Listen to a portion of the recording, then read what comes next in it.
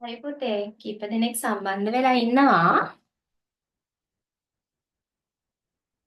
මාව ඇහෙනවද ඔයාලට චුට්ටක් ඇහෙනවද කියලා බලන්න මට පණිවිඩයක් දෙන්න chat box එකට.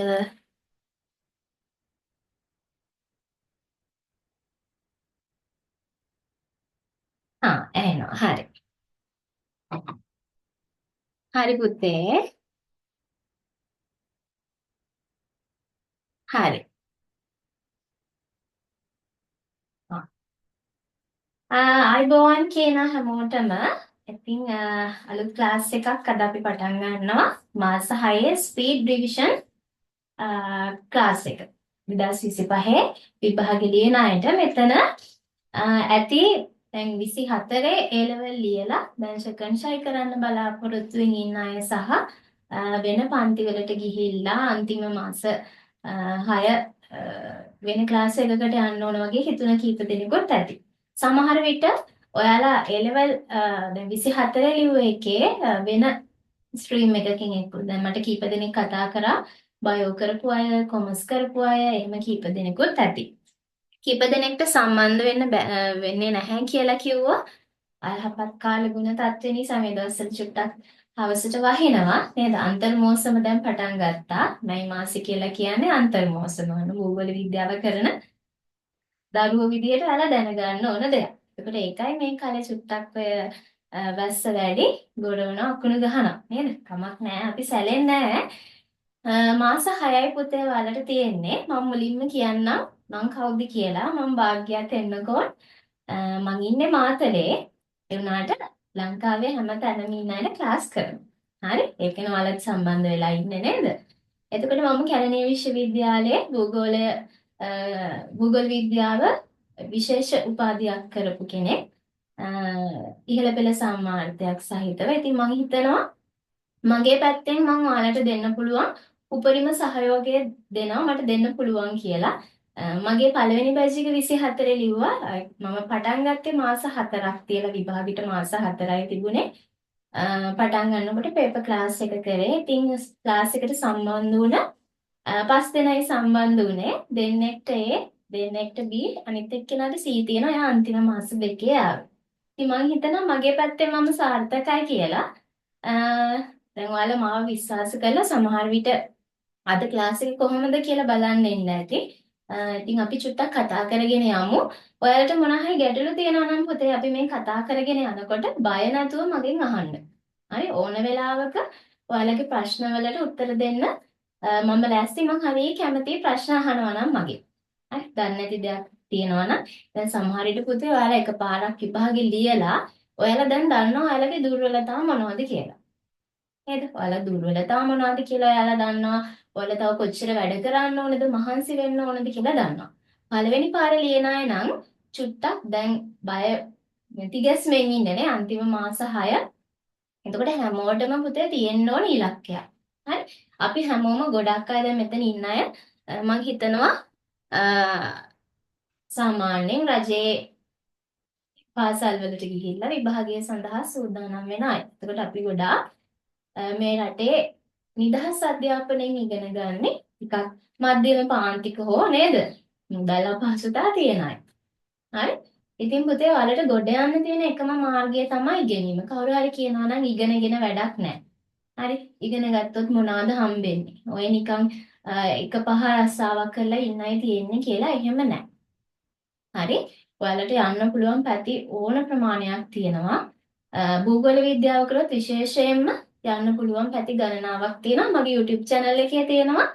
භූගෝල විද්‍යාව කරලා මොන වගේ තැන්වලටද යන්න පුළුවන්. මොන වගේ රැකියාවලටද යන්න පුළුවන් කියලා පොඩි වීඩියෝ එකක් ඒකත් බලන්න. එතකොට අදහසක් ගන්න පුළුවන්.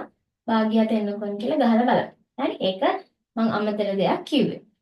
ඉතින් මොකද ඔයාලා දැන් භූගෝල විද්‍යාව තෝරගෙන තියෙනවානේ. භාගෙට කරන්න. දැන් ඔයාලා ටික කාලයක් සමහර විට ඉගෙනගෙනත් ඇති. ඉගෙන ගත්ත අයත් ඇති. අලුතින්ම ඉගෙන ගන්න ඇවිල්ලා ඉන්න අයත් ඇති. ඒ හැමෝටම මුල ඉඳලම අපි ක්ලාස් එකේ තියරිය කරගෙන යනවා. පේපර්ස් කරනවා. රිවිෂන් එකක් විදියට වෙනම යනවා. අපි තව පුළුවන් වෙලාවට වෙලාවල් දාගෙන ටිකක් වැඩියෙන් වැඩ කරන්න ඕන. හරි? එතකොට මම කිව්වා ඔයාලගේ උත්සාහය කැපවීම මත තමයි ඔයාලගේ ප්‍රතිඵල මේ ප්‍රතිඵලය තීරණය වෙන්නේ මට පුළුවන් ඔයාලට මාර්ගය පෙන්වන්න විතරයි. හරි මල් ළඟ තියෙන දැනුම මට ඔයාලට දෙන්න පුළුවන්. ඔයාලා තීරණය කරන්න ඕන ඔයාලා කොයි පැත්තටද යන්නේ. හරි මේක නිකන් මේ මන් සන්ධියක් මැද තමයි දැන් ඔයාලා ඉන්නේ. හන්දියේක ඉන්නේ. ඒකට ඔයාලා තීරණය කරන්න ඕන ඔයාලා යන්නේ මොන පැත්තටද කියලා. හරි පාරෙන්ද නැත්නම් අනිත් පාරෙන්ද කියලා. ඔය හැම දෙයකටම තියෙන්නේ තෝරගන්නයි යන්නයි හැම දෙයකටම තියෙන්නේ මාස 6යි. හරි. හරි. එතකොට ඔන්න මම චුට්ටක් මුලින්ම පොඩි අයිඩියා එකක් ඔයාලට දුන්නේ. මොනවා හරි ගැටලු තියනවාද විෂය සම්බන්ධයෙන්? දැන් පාඩම් සම්බන්ධයෙන් නෙවෙයි මොනවා හරිම දෙයක්. ජියෝග්‍රෆි කියලා කියන්නේ පුතේ ඉසඩ් එකට ගොඩක් වැඩි සබ්ජෙක්ට් එකක්. හරි. ඉතාමත්ම වටින විෂයක් තමයි භූගෝල විද්‍යාව කියලා කියන්නේ. ඔයාලා උසස් පෙළ සඳහා භූගෝල විද්‍යාව තෝරගෙන තිබීමම ඔයාලගේ එක ජයග්‍රහණයක්. මොකද ඔයාලට යන්න පුළුවන් පැති ගොඩාක් තියෙනවා මේත් එක්ක. හරි මම ඉස්සරහට කියන්නම් ඒ මොනවද කියලා. ඊට අමතරව මොන හරි දෙයක් දැනගන්න තියෙනවද ඔයාලට? සමහර අයට හිතෙනවා ඇති මාස 6න් මේක කරන්න පුළුවන්ද? ඔව් කරන්න පුළුවන්. හරි. තව ඊට අමතරව ප්‍රශ්න තියෙනවා නම් අහන්න බලන්න. අපි පාඩම පටන් ගන්න කලින් එක්ක මං ගැන දැනගන්න හරි නේද? ඔයාලට මොනවා හරිම ගැටලු තියෙනවා නම් අහන්න. මං chat එක open කරලා තියෙන්නේ. මොනවා හරි තියෙනවා නම් අහන්න පුළුවන්.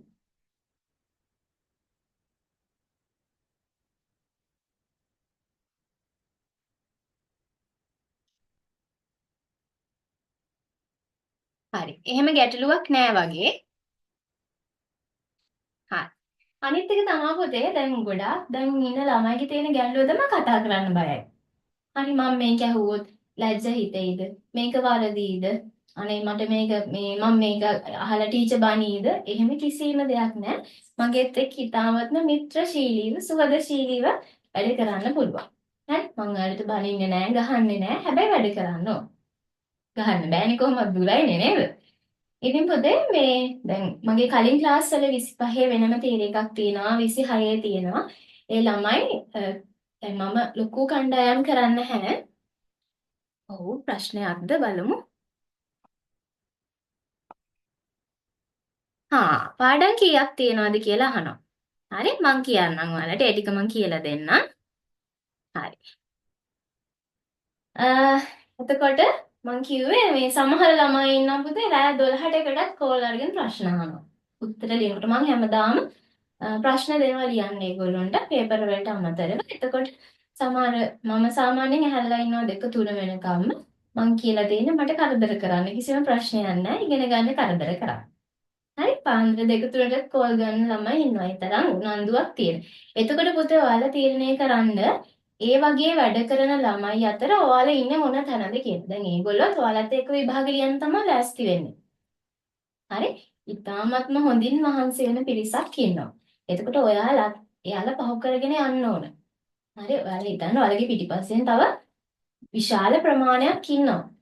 එතකොට ඔයාලා ඒ අතරින් විශිෂ්ටයෙක් වෙන්න ඕන. ඒකට තමයි මේ අපි වැඩ කරන්න සූදානම් වෙන්නේ. හරි? ඇහුවා මගෙන් ප්‍රශ්නයක් පාඩම් කීයක් තියෙනවද කියලා මම ඔයාලට ඒක විස්තර කරන්නම්.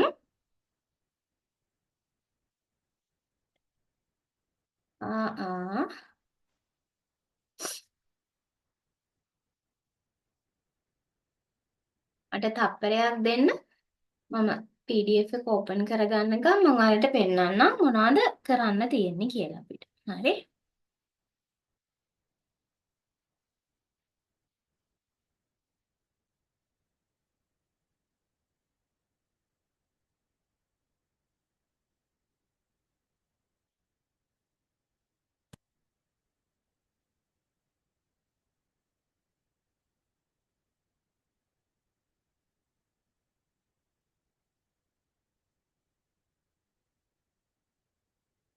හරි. ඔයාලට දැන් ස්ක්‍රීන් එකේ පේනවා ඇති ප්‍රසන්ටේෂන් එකක්. ඒකේ තියෙන සම්පූර්ණයෙන්ම පාඩම් පිළිබඳව විස්තර. හරි. මම චුට්ටක් කැමරා එක ඔෆ් කරලා ප්‍රසන්ටේෂන් එකට යන්නම්. ඒක බලමු අපි. එතකොට ඔයාලා භූගෝල විද්‍යාව විෂය ඔන්න තෝරගෙන ඉන්නේ. පේපර් එක හැදෙන විදිහ කිව්වොත් පුතේ පේපර් එක හැදෙන්නේ ඔයාලට පේපර් දෙකක් හම්බ වෙනවා. හරි ලකුණු 100 100 200ක්. එතකොට ඒක දෙකෙන් බෙදලා තමයි ඔයාලට ඔයාලගේ ලකුණු ප්‍රමාණය හම්බ වෙන්නේ.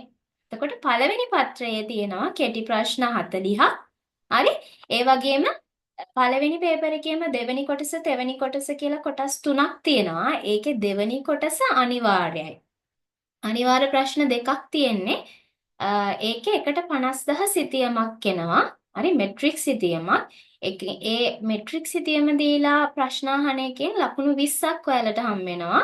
අය එනවා සිතියම් ලකුණු කිරීම. එතකොට ඔයාලගේ විෂය නිර්දේශයට අදාළව තියෙන පාඩම් වල තියෙන ඔය පොඩි පොඩි කරුණු තියෙන්නේ. නිකන් හැංගිච්ච තැන් තමයි ගොඩාක් දුරට මෙන්න මේ සිතියම් ලකුණු කිරීමට අහන්නේ. හරි අපි ඒවා කරනවා. ඒ වගේම GIS හරි GPS RS ඔන්න ඔය වගේ නවීන සිතියම් විද්‍යාත්මක ක්‍රම සහ සංඛ්‍යානය ප්‍රස්තාර. ඔන්න ඔය කොටස් තුනෙන් හැදෙනවා තෙවෙනි කොටස. ඒකේ ප්‍රශ්න 4ක් ඔයාලට දෙනවා. සිතියම් කොටසකුත් දෙනවා මෙතනට. ඒ හතරෙන් දෙකක් තමයි ඔයාලට තෝරගන්න තියෙන්නේ. හරි? එතකොට මේ දෙවෙනි කොටසට ලකුණු 30යි. හරි? කලින් පළවෙනි කොටසට ලකුණු 40යි මෙතන 30යි 70යි. මෙතන 15 ගාන වලට දෙකක් හම් වෙනවා. එතකොට තමයි ලකුණු 100 හැදෙන්නේ. හරි? ඊළඟට දෙවෙනි පත්‍රය ගත්තාම පුතේ දෙවෙනි පේපර් එක හැදෙන්නේ භෞතික හා මානව කියන මේ මානුෂ භූගෝලය කියන කොටස් දෙකෙන්. හරි? සම්පූර්ණයෙන්ම තියරි. එතකොට මේකේ ඔයාලා ප්‍රශ්න 5ක් ලියන්න ඕන සම්පූර්ණයෙන් මේ කොටස් දෙකෙන්ම අවම එක කොටසකින් ප්‍රශ්න දෙකක්වත් ලියන්න ඕන. ඒ කියන්නේ ඔයා භෞතික කොටසෙන් දෙකක් ලිව්වොත් මානුෂ කොටසෙන් 3ක් ලියන්න ඕන. මානුෂ කොටසෙන් 3ක් ලිව්වොත් භෞතික කොටසෙන් දෙකක් ලියන්න ඕන. ඒ විදිහට තමයි හැදෙන්නේ. හා. දැන් ඔන්න විෂය නිර්දේශය ඇහුවනේ මගේ මොනවාද තියෙන පාඩම් කියලා. බලන්න පුතේ මොනවාද තියෙන පාඩම් කියලා. 12 වසරේ තියෙනවා භෞතික භූගෝල විද්‍යාවේ පාඩම් 7ක්. හරි? භෞතික භූගෝල විද්‍යාවේ පාඩම් 7ක් තියෙනවා. ඒ 7න් මෙන්න මේ පළවෙනි පාඩම් දෙක. පළවෙනි පාඩම් දෙක විභාගෙට සමේ ප්‍රශ්න විදිහට එන්නේ නැහැ. මේ පළවෙනි පාඩම් දෙක තියෙන්නේ පුතේ ඔයාලට භූගෝල විද්‍යාව කියන්නේ මොකක්ද කියලා හඳුනා ගන්න එක. හරි මේකෙන් පොඩි කෙටි ප්‍රශ්නයක් වගේ එන්න පුළුවන්. භූගෝල විද්‍යාවේ අණු කුමක්ද වගේ. එතනින් එහාට මෙන්න මේ පාඩම් දෙක අපිට අද පුළුවන් නම් අපි මේ දෙක ඉක්මනට ඉවර කරගමු. හරි? එතකොට මෙන්න මේ තුන්වෙනි කොටසෙන් පස්සේ තමයි ඔයාලට සාමාන්‍යයෙන් විභාගයට එන ප්‍රශ්න තියෙන්නේ. මෙතන මේ පළවෙනි එකේ තියෙන භූගෝල විද්‍යාව හැඳින්වීම. භූගෝල විද්‍යාව කියන්නේ මොකක්ද? හරි මේක අතීතය කොහොමද නිර්මාණය කියන්නේ භූගෝල විද්‍යාව නිර්මාණය වුණේ කොහොමද ඒ වගේ දේවල්. භෞතික පදනම කියන කොටසෙන් අපි කරන්නේ පුතේ මේ භූගෝල විද්‍යාවේ අපි මොනවද ඉගෙන ගන්නෙ? භෞතික භූගෝල විද්‍යාවෙන් අපිට මේ 12 වසරේ තියෙන පාඩම් ටිකෙන් මොනවද ඉගෙන ගන්න තියෙන්නේ කියලා තමයි මේකෙන් කතා කරන්නේ. ඊළඟට භෞම පද්ධතිය, පෘථුවියේ ව්‍යුහය හා ගති ලක්ෂණ, භූරූප කාලගුණය, දේශගුණය, ශ්‍රී ලංකාවේ දේශගුණය. ඔන්න ඔය ටික තමයි 12 වසරේ භෞතික භූගෝල විද්‍යාවට තියෙන. එතනින් ඉවර නැහැ. මානුෂිකයේ තව තියෙනවා පාඩම් 6ක්. ඒකෙත් මෙන්න මේ පළවෙනි කොටස ලොකුවට අපිට අවශ්‍ය නැහැ. හරි ඒ වුණාට මම කියලා දෙනවා. එimhe ලොකු ප්‍රශ්න එන කොටසක් නෙවෙයි. ඊට පස්සේ ජනසංඛ්‍යාව ජනාවාස නාගරීකරණය මෙන්න මේ දෙක 4 5 කියන පාඩම් දෙක අපි එක පාඩමක් විදිහට කතා කරනවා. මෙන්න මේ නාගරීකරණය කියන පාඩම පුතේ ඉතාමත්ම ලේසි. හරි? ඔයාලට නිකන් නෝට් එක දුන්නත් කියව ගත්තත් උත්තර ලියන්න පුළුවන් විදිහේ එකක් තමයි නාගරීකරණය කියලා කියන්නේ. හරි? ඊට පස්සේ කෘෂිකර්මාන්තය. කෘෂිකර්මාන්තය එතකොට ඔන්න පාඩම් 6යි. ප්‍රායෝගික භූගෝල විද්‍යාවේ තියෙනවා මෙතන පාඩම් 4ක්. මේක ප්‍රායෝගික භූගෝල විද්‍යාවේ වැදගත්කම සිතියම් විද්‍යාත්මක ක්‍රම ශිල්ප යටතේ අපි GIS, GPS, RS කියලා කොටස් තුනක් කතා කරනවා. මෙන්න මේකේ 3 4 පාඩම්නුත් අපි එකටමයි කතා කරන්නේ. එකට 50000 මෙට්‍රික් සිතියම් ගැන. හරි? එතකොට මෙතන පාඩම් 4ක් වුණාට මෙතන පාඩම් 2ක් වගේ තමයි කරුණු තියෙන්නේ. හරි? ඊළඟට 13 ගත්තාම පුතේ බලන්න ඔන්න තව පාඩම් 7ක් තියෙනවා භෞතික එකේ. එතකොට භෞතික පාඩම් ඔක්කොම 14යි. හරි? ඒකේ මෙන්න මේ 9 10 කියන පාඩම් දෙක අපිට එක පාඩමක් විදිහට කතා කරන්න පුළුවන් ජල සම්පත ගැන.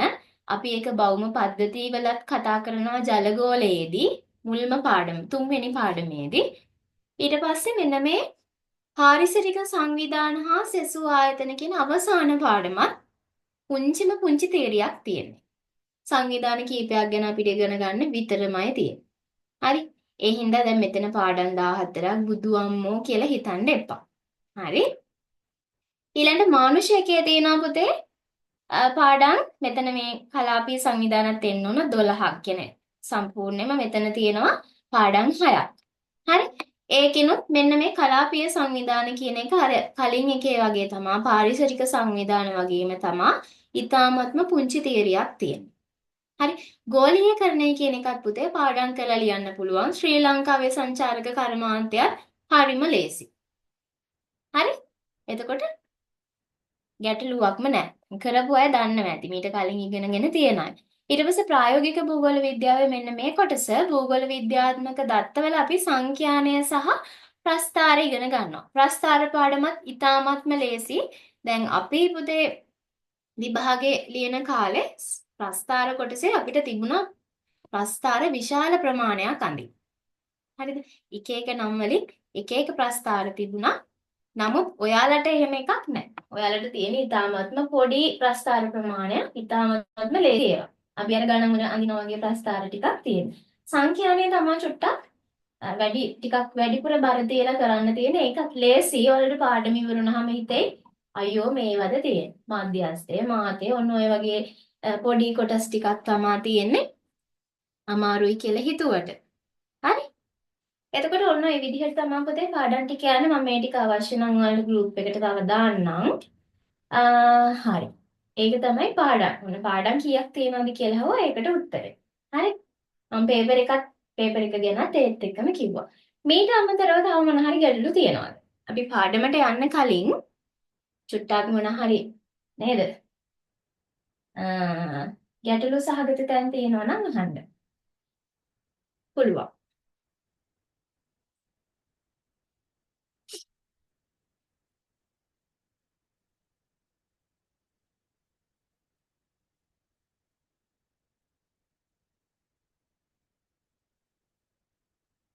හරි.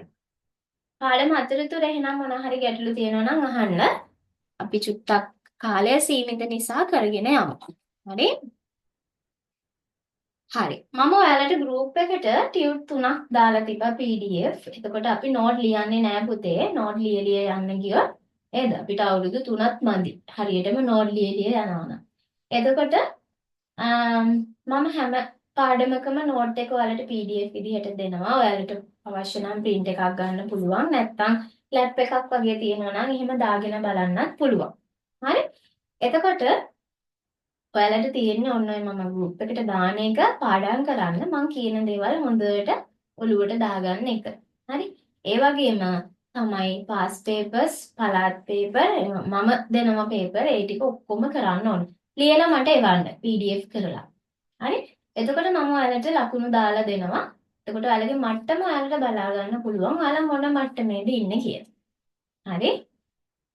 අපි යමු පොතේ පළවෙනි පාඩමට. එතකොට මම කිව්වා පළවෙනි පාඩමයි දෙවෙනි පාඩමටයි අපි ලොකුවට කාලය වැය කරන්න ඕන පාඩමක් නෙවෙයි. හරි? පළවෙනි පාඩම සහ දෙවෙනි පාඩම කියලා කියන්නේ. නමුත් භූගෝල විද්‍යාව කියන එක දැනගන්න එපයි අපි. මොනවා හරි විෂයක් ඉගෙන ගන්නවා නම් විෂයක් විතරක් නෙවෙයි ඕනෑම දෙයක් ඉගෙන ගන්නවා නම් අපි ඉගෙන ගන්නේ මොකක්ද මේකෙන් කරන්නේ මොකක්ද මේකේ මොනවද කියලා තියෙන්නේ කියලා දැනගන්න ඕන. හරි?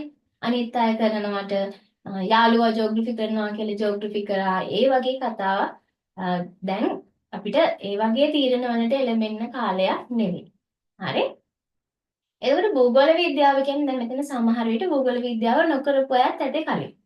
හරි? නැත්නම් O level වලට කරලා එහෙම පොඩි මතකයකුත් ඇති. සමහර අය O level වලට කරලත් නැතුව ඇති. හරි? එතකොට භූගෝල විද්‍යාව කියලා කියන්නේ මම කියන්නම් පුතේ අපි ගත්තොත් එහෙම භූගෝල විද්‍යාවේ අපි කොටස් තුනක් තියෙනවානේ. භෞතික භූගෝල විද්‍යාව, මානුෂ භූගෝල විද්‍යාව සහ අලුතින් එකතු වෙලා තියෙන ප්‍රායෝගික භූගෝල විද්‍යාව. අලුත් නැහැ. නමුත් අර දෙකට සාපේක්ෂව අලුත්. හරි? එතකොට අපි සමස්තයක් විදිහට භූගෝල විද්‍යාව කියන එක ඔය කොටස් තුනම එකතු කරගෙන භූගෝල විද්‍යාව කියන්නේ මොකක්ද කියලා ගත්තොත් භූගෝල විද්‍යාව කියන එකට පුතේ ඉතාමත්ම දීර්ඝ ඉතිහාසයක් තියෙනවා. හරි? මේක ඉතාමත්ම පැරණි විෂයක්. පැරණි කියලා කියන්නේ මේක අපි කියනවා පුතේ මානව පරිණාමයේ ඉතිහාසය දක්වාම දිවෙනවා. කියන්නේ මිනිස්සු මේ පෘථුවිය මත පහළ වුණ කාලය දක්වා අතීතයට දිවෙනවා කියලා කියනවා. ඒකට හේතුව තමයි මිනිස්සු දැන් මීට අවුරුදු මිලියන ගානකට කලින් බිලියන ගානකට කලින් මේ පෘථුවිය පහළ වෙලා මිනිස්සු මොකද කරේ? මුලින්ම ඊට කලින් මට කියන්න පෘථුවිය නිර්මාණය වුණේ කොහොමද කියලා දන්නවද ඔයාලා?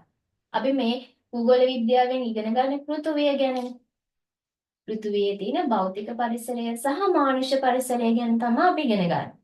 එතකොට පෘථුවිය නිර්මාණය වුණේ කොහොමද කියලා දන්නවද ඔයගොල්ලෝ? කවුරු හරි කෙනෙක් කියන්න බලන්න මට.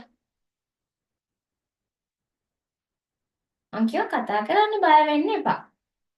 හරි? දන්නවද?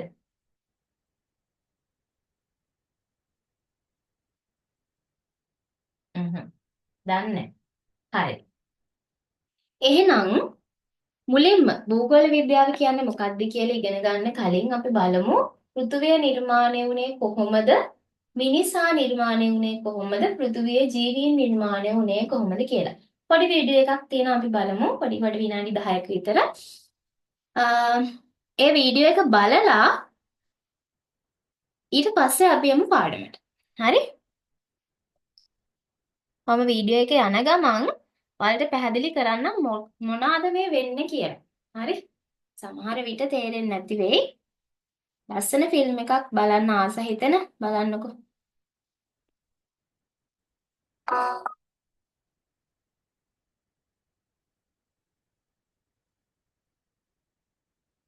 පළවෙනි දවසේම මම ෆිල්ම් එකක් පෙන්වන්න යන්නේ.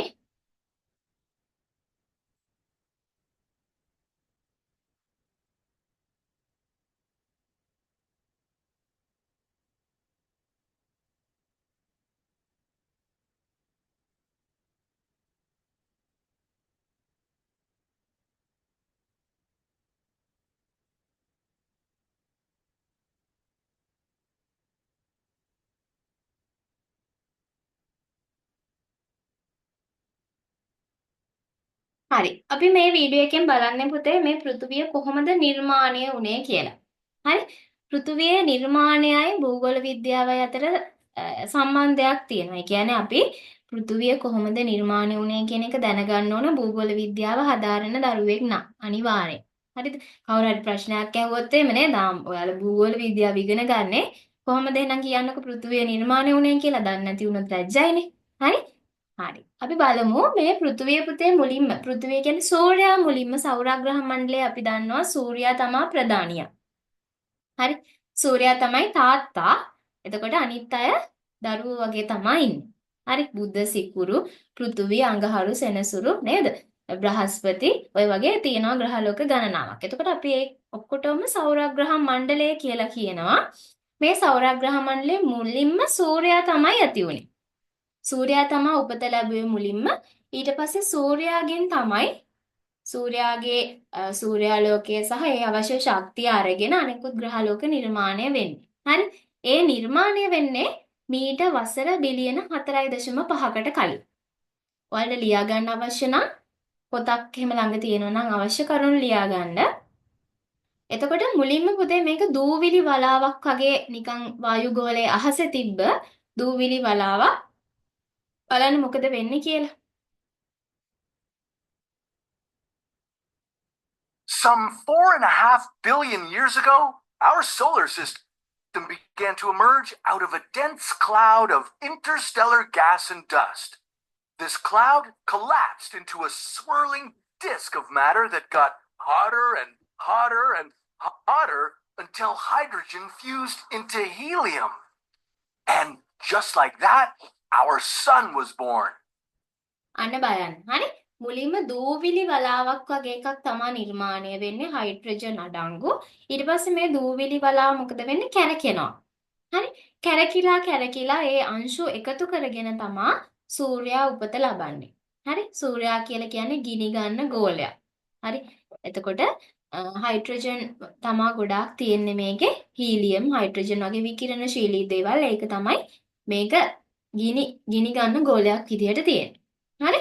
එතකොට සූර්යයා ඔන්න උපත ලැබුවා. බලන්න ඊට පස්සේ මොකද වෙන්නේ කියලා. And baby Earth was on its way too. After the birth of our star, all the matter on the farthest ends of the spinning disk began to clump together. These clumps would be the seedlings for the planets and moons in our solar system. As they accumulated more matter, they grew bigger and more spherical. The clumps in the cooler regions of the solar system were mostly made of ice, liquids, and gases. Closer to the sun, all the rocky material formed the inner planets like Mars and Earth. This young Earth was ඔන්න ඊට පස්සේ පෘථුවිය උපත ලබනවා. හරි. සූර්යාගෙන් පස්සේ අඟහරු, පෘථුවි ඔන්න ඔය වගේ බුධ ඔය වගේ ග්‍රහලෝක ටික මේ මුලින් උපත ලබනවා. හරි. බලන්න එතකොට පෘථුවියත් පුතේ මුලින්ම පෘථුවියත් ගිනි ගන්න ගෝලයක්.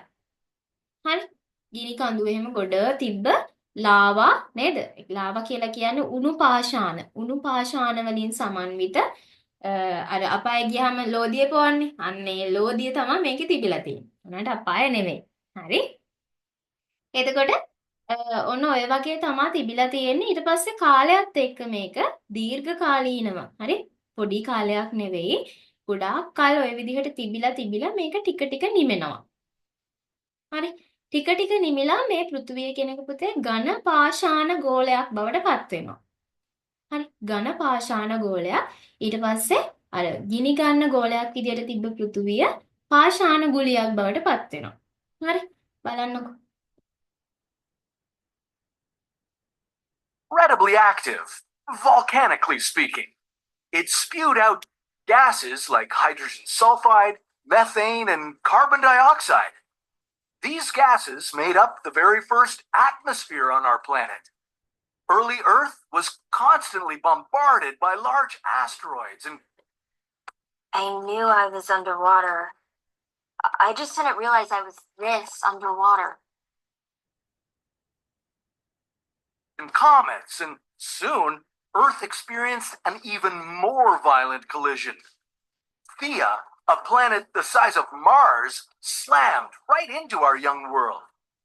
This epic collision threw chunks of matter all around Earth's orbit. මුලින්ම පුතේ එක ග්‍රාහක කඩා වැටීම්. හරි. තව පෘථුවිය වගේ තිබ්බ පොඩි ග්‍රහලෝක කඩාගෙන වැටුණා. ඔය වගේ දේවල් ගොඩාක් සිද්ධ වුණා. මොකද වායු ගෝලයක් නිර්මාණය වෙලා තිබ්බේ නෑ මේ වෙද්දි. හරි. ඔක්සිජන්, හයිඩ්‍රජන්, නයිට්‍රජන් ඕවා මුකුත් නෑ. එතකොට කෙලින්ම පෘථුවියට එන්න පුළුවන් ඔය වටේ පිටේ තියෙන ග්‍රාහක වලට. ග්‍රාහක මිලියන ගාණක් තියෙනවා අපේ වටේට. අපේ සෞරග්‍රහ මණ්ඩලයේ වටේ. නේද? අපිට ඔය තරු කියලා පේන්නේ රැට. ඒ වගේ ග්‍රහලෝක මේ තරු කියලා කියන්නේ මොන හරි ග්‍රාහක කොටස් ග්‍රහලෝක වගේ දේවල් වෙන්න පුළුවන්. හරි. ඒවට සූර්යාලෝකයේ වැටුනහම තමයි අපිට දිලිසි පේන්නේ. එතකොට වායු ගෝලයක් තිබෙන්නේ නැති නිසා මේ පෘථුවිය කාලෙන් කාලට එක මේ හැල හැප්පීම් වලට නේද උල්කාපාත කඩා වැටීම් ඔය වගේ ලොකු ගැටන වලට ලක් වෙලා තමයි දැන් මේ තියෙන තත්ත්වයට ඇවිත් තියෙන්නේ. And then gravity bound them together into what we know now as the moon. ඔන්න වසර බිලියන On this hot, early 3.8කට Earth, there were no oceans. කාලේ All water පෘථුවිය එතකොට තමයි සම්පූර්ණ පෘථුවිය ඔන්න නිර්මාණය වුණේ. එතකොට ජලය මුකුත් තිබ්බේ නෑ. මෙන්න මේ වගේ මැග්මා වලින් සමන්විත පාෂාණ කඳු වලින් තමයි සමන්විත වෙලා තිබ්බේ. හරි? existed as gas. But 3.8 billion years ago, our planet ඊට පස්සේ පුතේ වායු ගෝලය නිර්මාණය වෙනවා. ඒ කියන්නේ විවිධ වායු වර්ග පෘථුවිය වටේට මේ සෞරග්‍රහ මණ්ඩලය ඇතුලේ නිර්මාණය වෙන්න පටන් ගන්නවා. හයිඩ්‍රජන්, ඔක්සිජන් වගේ වායු නිර්මාණය වුණාට පස්සේ අපි දන්නවා ජලය කියලා කියන්නේ H2O. ඒ කියන්නේ හයිඩ්‍රජන් අණු දෙකක් සහ ඔක්සිජන් අණුවක් මේ එකතු වෙලා තමයි හැදෙන්නේ. එතකොට වායු ගෝලය නිර්මාණය වෙලා ඔන්න ටික කාලයක් යනකොට ජලය නිර්මාණය වෙන්න පටන් ගත්තා. ඊට පස්සේ තමයි වර්ෂාපතනය ලැබිලා මේ උණු පාෂාණ උණු ස්වභාවය ටික ටික අඩු වෙලා සාගර නිර්මාණය වෙලා මේ පෘථුවිය නිර්මාණය වෙන්නේ. Cooled enough for water to condensate and become liquid. The very first primitive ocean covered this young Earth and turned it into a water world.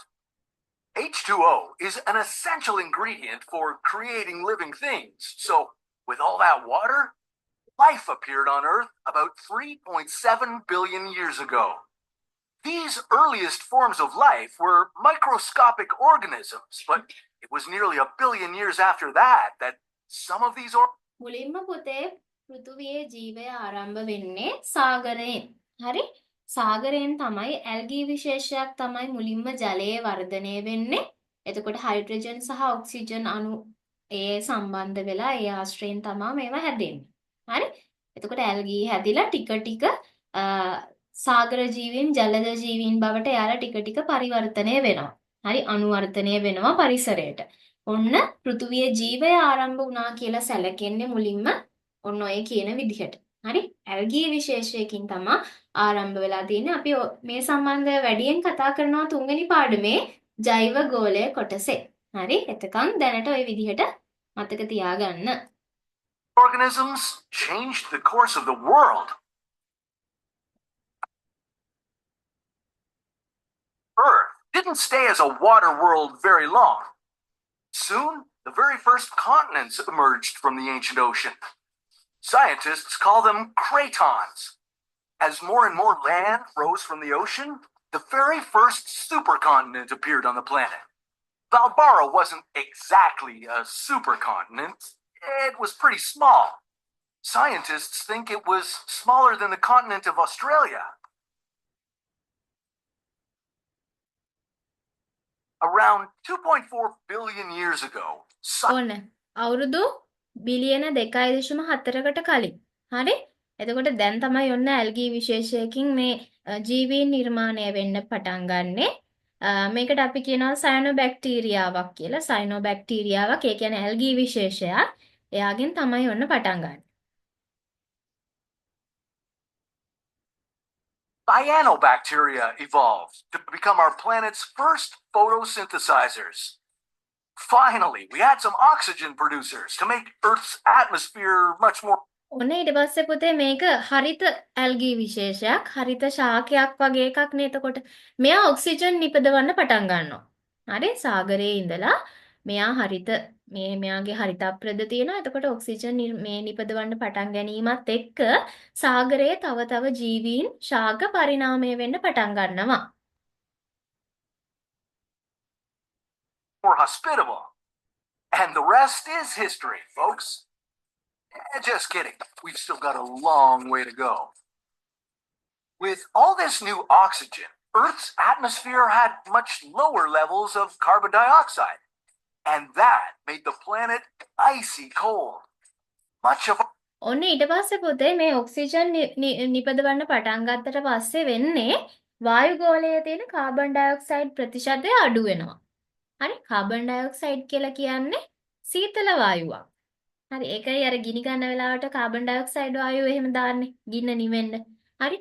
එතකොට මේ කාබන් ඩයොක්සයිඩ් ප්‍රමාණය ඉහළ යාමත් එක්ක වායු ගෝලයේ පෘථුවියට එනවා සීත කාලයක්. හරි? හිම යුගයක් එනවා. ඔයාලා බලලා ඇති අර අයිස් ඒජ් නේද? ෆිල්ම් එක, කාටුන් ෆිල්ම් එක. අන්න ඒ වගේ සම්පූර්ණයෙන්ම පෘථුවිය හිමෙන් වැහිලා යන හිම යුගයක් එනවා පෘථුවියට. එතකොට අර නිර්මාණය වෙලා තියෙන මහද්වීප කොටස්, හරි ජලය, සාගරය සම්පූර්ණයෙන්ම හිම වලින් මිදෙනවා, අයිස් වලින් මිදෙනවා. our young world froze over as Earth saw its first ice age. ඔන්න වසර බිලියන 1කට Now, as විතර Earth's කලින් atmosphere was changing, the continents were moving too. They broke up and reassembled into the next supercontinent. මේ කාලේ පුතේ අර තිබුණ පාෂාණ ස්කන්ධ එහෙම නැත්නම් අපි මහද්වීප කියලා කියමුකෝ. මේ පාෂාණ ස්කන්ධ එකිනෙක ගැටිලා හරි නැමි කඳු ඊට පස්සේ විශාල කඳු පද්ධති වගේ දේවල් පරිණාමය වෙන්න පටන් ගන්නවා. හරි? එතකොට මේ අවුරුදු බිලියන 1.1කට විතර කලින් තමයි සම්පූර්ණයෙන්ම මේ මහද්වීප නිර්මාණය වෙන්න පටන් ගන්නෙ. හරි? Continent, Rodinia. Rodinia was a real supercontinent. It may have been the largest supercontinent to ever අර cover the හැම planet. තැනම තිබ්බ පාෂාණ And life, කොටස් එකතු වෙනවා. life finally became more complex. ඔන්න ඒ වෙනකොට සාගරයේ ස්වභාවය තමයි මේ. Something happened. Click here to make your very own Monster Unadapted Mind, where Monster Rodinia broke apart and a new supercontinent assembled. This one was called Pannotia. Then, between about 540 and 485 million years ago, there was an explosion of new life. This time was called the සාගරයේ Cambrian එතකොට අලුත් explosion. And පරිසර the animals පද්ධතියක් that evolved ආරම්භ during වෙලා this තියෙන්නේ. period had hard body parts, like shells or spines. The most famous of all were the alien-looking trilobites. Around 440 million years ago, the climate suddenly shifted and the temperature of the ocean changed dramatically. Earth saw its first mass extinction event. This was the Ordovician Silurian extinction, and a majority of the life that had been spread. අන්න බලන්න. ඊට පස්සේ මොකද වෙන්නේ පුතේ? කාලයක් දැන් ওই විදිහට තිබිලා ස්වභාවිකව මේ පෘථුවියේ දේශගුණය වෙනස් වෙන්න පටන් ගන්නවා. හරි අපි එක එක යුග ගණනාවක් පහු කරලා තමයි මේ වෙද්දී ඇවිල්ලා තියෙන්නේ. එක කාලයක් අයිස් ඒජ් එකක් නේද? සීත යුගයක් තිබ්බා. තව සම්පූර්ණයෙන්ම ජලය හිඳිලා ගියපු උෂ්ණත්වය ඉතාමත්ව වැඩි කාලයකුත් ආවා. හරි? එතකොට ඔන්න ඒ විදිහට ඇවිල්ලා මේ සාගරවල තිබුණ ජලය සම්පූර්ණයෙන්ම හිඳිලා යන්න පටන් ගත්තා. හිඳනකොට මේ වෙනකොට සාගරයේ නිර්මාණය වෙලා තිබ්බ ජීවීන් මොකද? මේගොල්ලන්ට දැන් ඉන්න වාසස්ථානයක් නැහැ. මෙයාලා සාගරයටනේ හුරු වෙලා තිබ්බේ. හරි. දැන් දීර්ඝ කාලයක් මේ විදිහට වතුර නැතුව තියෙනකොට මේගොල්ලෝ අර මඩේ එහෙම ඉඳලා ටික ටික හුරු වෙනා මේ ජලය නැතුව ඉන්න හුරු වෙනවා. ඊට පස්සේ මේගොල්ලෝ සාගර ප්‍රදේශවලින් ගොඩබිමට ඔන්න ටික ටික එන්න පටන් ගන්නවා. ওই විදිහට තමයි උභය ජීවීන් නිර්මාණය වෙන්නේ. හරි ජලජ ජීවීන්ගේ උභය ජීවීන් පරිණාමය වෙන්නේ ඔන්න ඔය කියන හේතු සාධක මත. Around the planet vanished. Many of these life forms laid the foundation for the ecosystems that we have on Earth today. Somewhere between 400 and මේ වෙනකොට දැන් සාගර හිඳුනට මේ සාගරයෙන් බාහිර ප්‍රදේශවල කියන්නේ ගොඩබිම් ප්‍රදේශවල හරිත ශාක වර්ධනය වෙලා හොඳ සරු මේ ගොඩබිම් පරිසර පද්ධතියක් නිර්මාණය වෙලා තිබ්බේ. එතකොට අරගලන්ට සාගරයේ ඉන්න බැරි වුණාට මතු පිටට ඇවිල්ලා ඔන්න මේ ඇවිල්ලා ඉන්න පුළුවන් ප්‍රදේශයක් නිර්මාණය වෙලා තියෙනවා. හරි? 20 to 350 million years ago, the first trees arose from Earth's soil. And the first animals made their way to land, too. ඔන්න වසර 250 million මිලියන years 250කට කලින් ago, the planet was covered by our last vast supercontinent, Pangaea. මේ වෙනකොට පුතේ අර තනින් තැන තිබ්බ පොඩි පොඩි මේ බූස් කන්ද ටික ඔක්කොම එකතු වෙලා තනි මහද්වීපයක් නිර්මාණය වෙලා තිබේ. ඒ කියන්නේ තනි ගොඩබිමක් සහ තනි සාගරයක්. එක ගොඩබිමයි නම් තියෙන ඒ වටේ තියෙන එක සාගරයයිනේ. එතකොට මේ තනි මහද්වීපයට අපි කියනවා පැන්ජියාව කියලා. හරි? පැන්ජියාව කියලා අපි කිව්වා. ඒ වටේ තියෙන සාගරයට අපි කිව්වා පැන්තාලිසා සාගරය. හරි? ඔන්න ඔය දෙක තමයි නිර්මාණය වුණේ. ඊට පස්සේ මේවා ආපහු විවිධ හේතුන් මත අපි මේ හේතු කතා කරන ඉදිරි පාඩම්වලදී මේ හේතුන් මත මේවා ආයෙ කැඩිලා වෙන් වෙන්න පටන් ගත්තා. හරි. වෙන් වුණාට පස්සේ තමයි ඔය උතුරු ඇමරිකාව, දකුණු ඇමරිකාව, අප්‍රිකාව, යුරෝපය, ඊට පස්සේ ශ්‍රී ලංකාව, ඉන්දියාව නේද?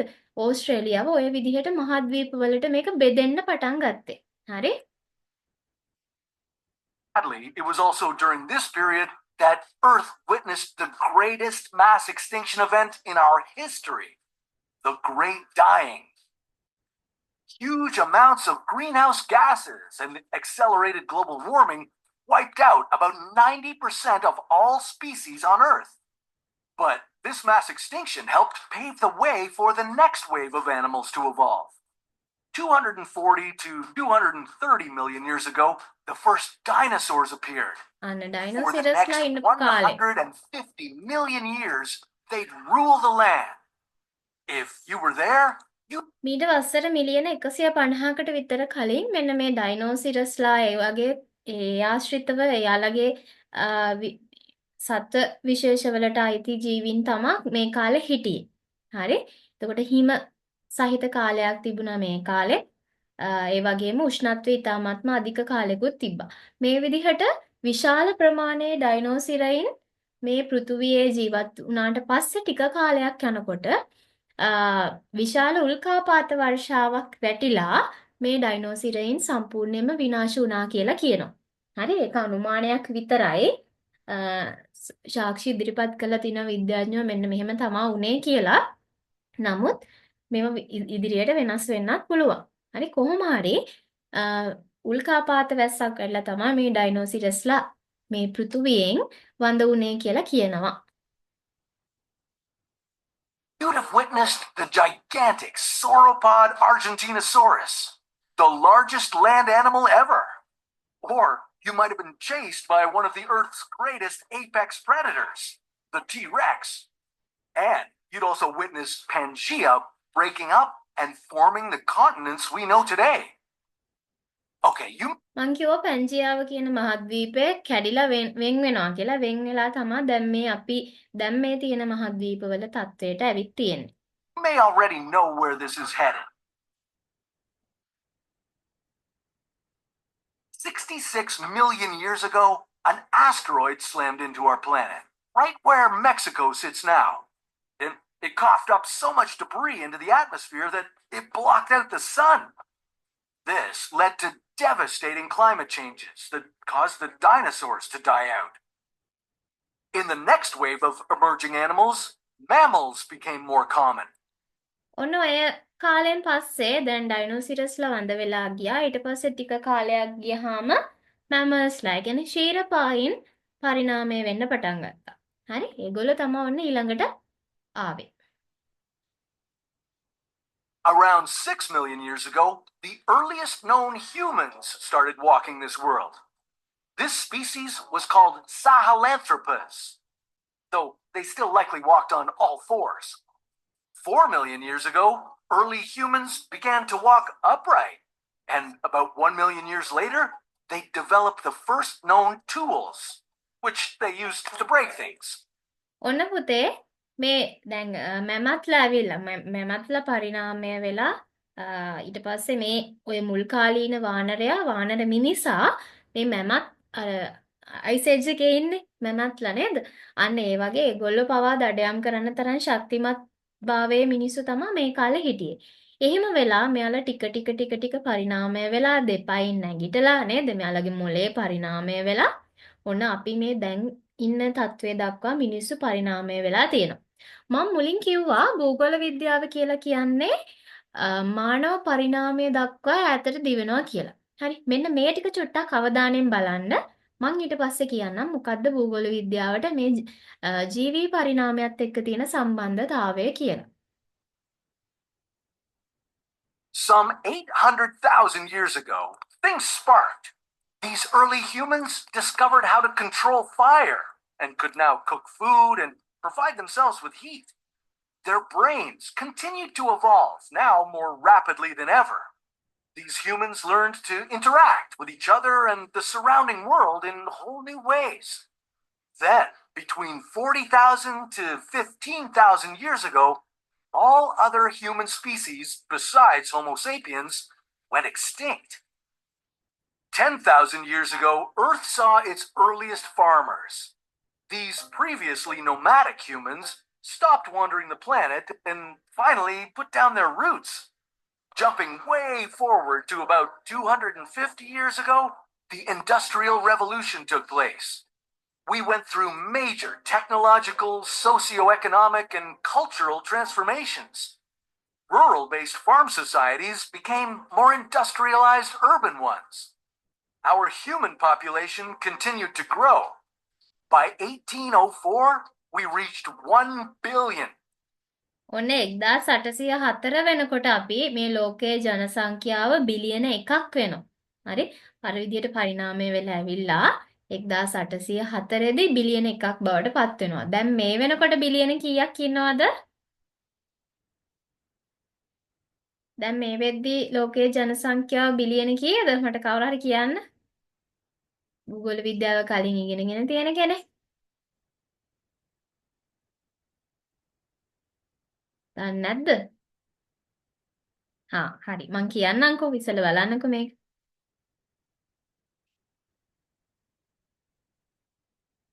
By 1927, we'd hit 2 billion. And since the 1960s, the global population has risen faster and faster to where it is now, at over 8 billion people. And now there's a new threat to human existence and many other forms of life here on Earth. Climate change. Temperature. හරි. මේක මෙතනින් ඇති. තව පොඩි පොඩි කොටස් ටිකක් තියෙන්නේ. මේ වෙනකොට පුතේ බිලියන 8 ඉක්මවලා තියෙනවා ලෝක ජනසංඛ්‍යාව. හරි? හරි.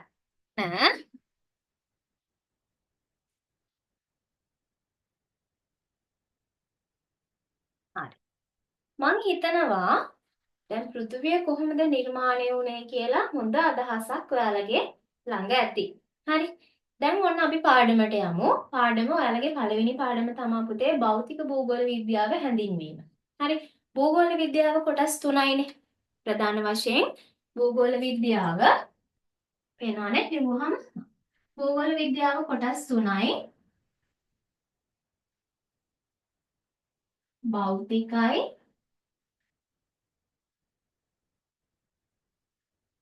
මානුෂ සහ පස්සේ එකතු වෙනවා ප්‍රායෝගික. හරි. ඔන්න ඔය විදිහට කොටස් 3ක් තියෙනවා. එතකොට මේ අපි ඔන්න මුලින්ම භෞතික භූගෝල විද්‍යාව ගැන තමයි කතා කරන්න යන්නේ. හරි. ඊට කලින් භූගෝල විද්‍යාව කියන්නේ මම කිව්වා ආරම්භයේ මිනිස් පරිණාමය දක්වා ඈතට දිවෙනවා කියලා. ඔයාලට වීඩියෝ එකෙනුත් ඔයාලා දකින්න ඇති. මුලින්ම මිනිස් සහ පරිණාමය වෙලා මිනිස්සු පරිසරයත් එක්ක තමයි සම්බන්ධ වෙන්නේ. හරි. ඒගොල්ලෝ ආහාරයට ගන්නේ යාළගේ වටපිටාවේ ඉන්න සතා සිව්පා. නේද? ඊට පස්සේ මේ ඇඳුම් විදිහට ටික කාලයක් ගියාම හදාගන්නේ ගස් කොළන්. සත්තුන්ගේ හම්. නේද? පස්සේ ටික ටික ගින්දර හොයා ගන්නවා.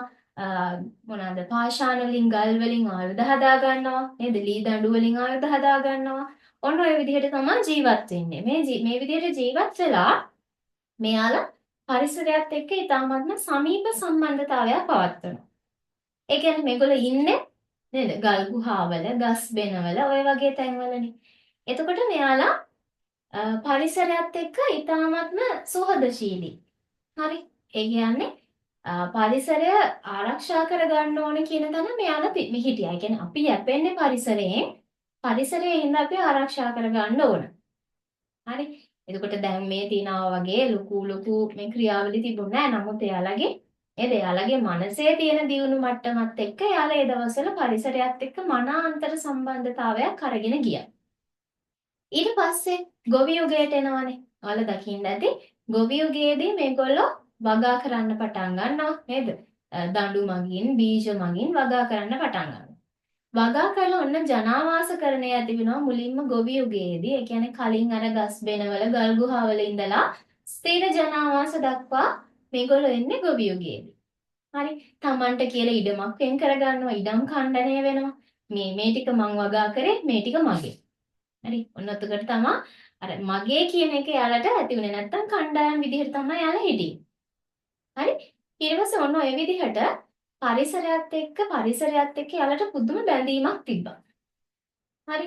ඔන්න ඔය විදිහට පුතේ මිනිසා සහ පරිසරය අතර තියෙන මේ සම්බන්ධතාවයේ හින්දා අපි කියනවා භූගෝල විද්‍යාව කියලා කියන්නේ මිනිස් පරිණාමය දක්වාම ඈතට දිවෙනවා කියන. හරි. එතකොට අපි භූගෝල විද්‍යාවේදී ඉගෙන ගන්නවා මේ මිනිසා අතීතයේ ඉඳලම මොනවද කරේ. හරි.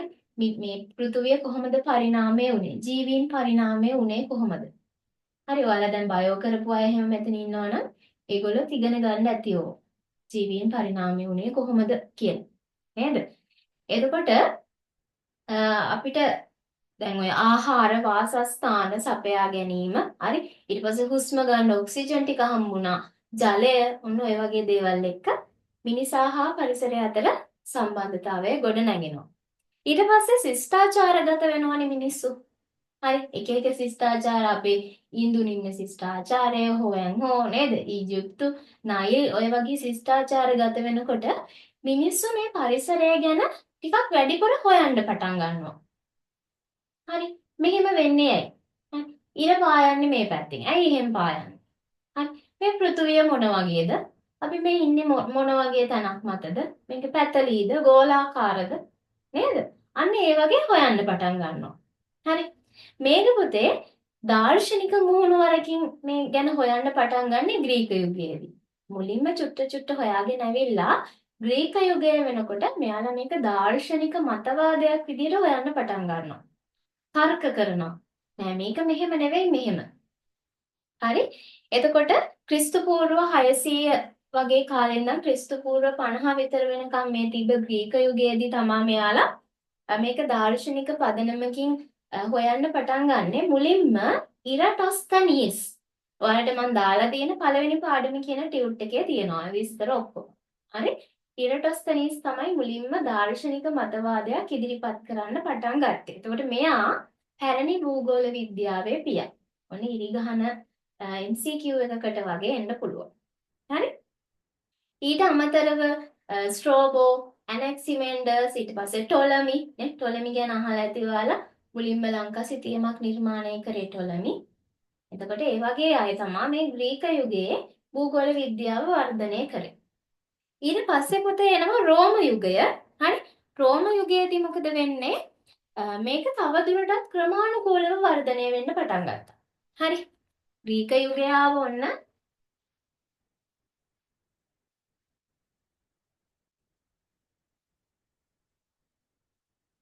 හරි ග්‍රීක යුගය ඊට පස්සේ එනවා රෝම යුගයට. වලට බෝඩ් එක පේනවානේ. ඊට පස්සේ එනවා රෝම යුගය. මෙතන තමයි ආරම්භ වෙන්නේ දාර්ශනික පදනමකින් අධ්‍යයනය කරන්න. ඊට පස්සේ රෝම යුගයේදී මේක තව ටිකක් ක්‍රමානුකූල වෙනවා. හරි රෝම යුගයේදී අපි කියනවා ඉබන් කාලුඩාන් හරි ඊට පස්සේ ඉබන් බතූතා වගේ පුද්ගලයන් තමයි මේ භූගෝල විද්‍යාව වර්ධනය කරන්නේ. ඊට පස්සේ පුතේ එනවා මධ්‍යතන යුගය. හරි මධ්‍යතන යුගයට අපි කියනවා අඳුරු යුගය කියලා. හරි රෝම යුගයට පස්සේ ඔන්න එනවා මධ්‍යතන යුගය. මේකට අපි කියනවා අඳුරු යුගය. අඳුරු යුගය කියන්නේ හේතුව තමයි පුතේ මෙන්න මේ ග්‍රීක යුගය සහ රෝම යුගයේදී දාර්ශනික පදනමකින් ක්‍රමානුකූලව භූගෝල විද්‍යාව වර්ධනය වීගෙන එනකොට මධ්‍යතන යුගය වෙනකොට මොකද වෙන්නේ? මෙන්න මේ දාර්ශනික පදනම බිඳ වැටෙනවා. බිඳ වැටෙන්න හේතුව තමයි මෙන්න මේ කාලයේදී පුතේ ආගමික මතවාද ස්මතු වෙන්න පටන් ගන්නවා. හරි ක්‍රිස්තියානි ආගම ගොඩාක් ප්‍රචලිත වීමත් එක්ක ගොඩක් මිත්‍යා මතවාද වැඩි වෙන්න පටන් ගන්නවා. ඒ කියන්නේ පල්ලිය මූලික වෙච්ච සමාජයක් තමයි මෙන්න මේ කාලෙදී ඇති වෙන්නේ. හරි. එතකොට එයාලා කියනවා දෙවියන් වහන්සේ තමයි හැමදේම නිර්මාණය කරේ. දෙවියන් වහන්සේගේ නිර්මාණයන් තමයි මේ හැමදේම කියලා. හරි.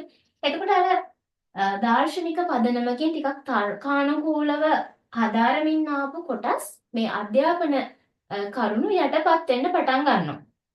හරි මේවට විරුද්ධ වෙන අයට පල්ලිය විසින් මරණ දණ්ඩනය පවා ඒ කාලේ දීලා තියෙනවා. යාලා මේ පල්ලිය කියන දෙයට විරුද්ධ වෙනවාට. ඒ නිසා මේ කාලයේදී මේ භූගෝල විද්‍යාත්මක දැනුම වගේම තමා කියන්නේ අනිත් විෂයන් සම්බන්ධයෙන් දැනුම වර්ධනය නොවුණු කාලයක්. ඒක තමයි මේකට අඳුරු යුගය කියලා කියන්නේ. හරි? එතකොට ක්‍රිස්තු පූර්ව 1-10ක් අතර වගේ කාලය තමයි මේ. ක්‍රිස්තු පූර්ව. හරි? ඔයාලගේ ටියුට් එකේ තියෙනවා මේවා. ඊට පස්සේ ඊළඟට එනවා පුතේ තව එකක් තමයි මෙන්න මේ මධ්‍යතන යුගයේ කාලෙදී තමයි පෘථුවිය පැතලි. හරි? අපි මේ පැතලි තලය මත තමයි ඉන්නේ. හරි? අර නිකන් බන්දේසියක් වගේ කියලා එහෙම කියලා තිබුණේ. අන්න ඔය වගේ මතවාද ඉදිරිපත් කරන්න පටන් ගත්තේ. ඒ කියන්නේ පෘථිවි කේන්ද්‍රවාදය. හරි. පෘථිවි කේන්ද්‍රවාදය කියන්නේ මොකක්ද කියලා දන්නවද කවුරු හරි? කවුරු හරි දාලා. පැරණි භූගෝල විද්‍යාවේ පියා පුතේ ඉරටොස්තනීස්. ඉරටොස්තනීස්. මම ඒක දැන් දැක්කේ මැසේජ් එක.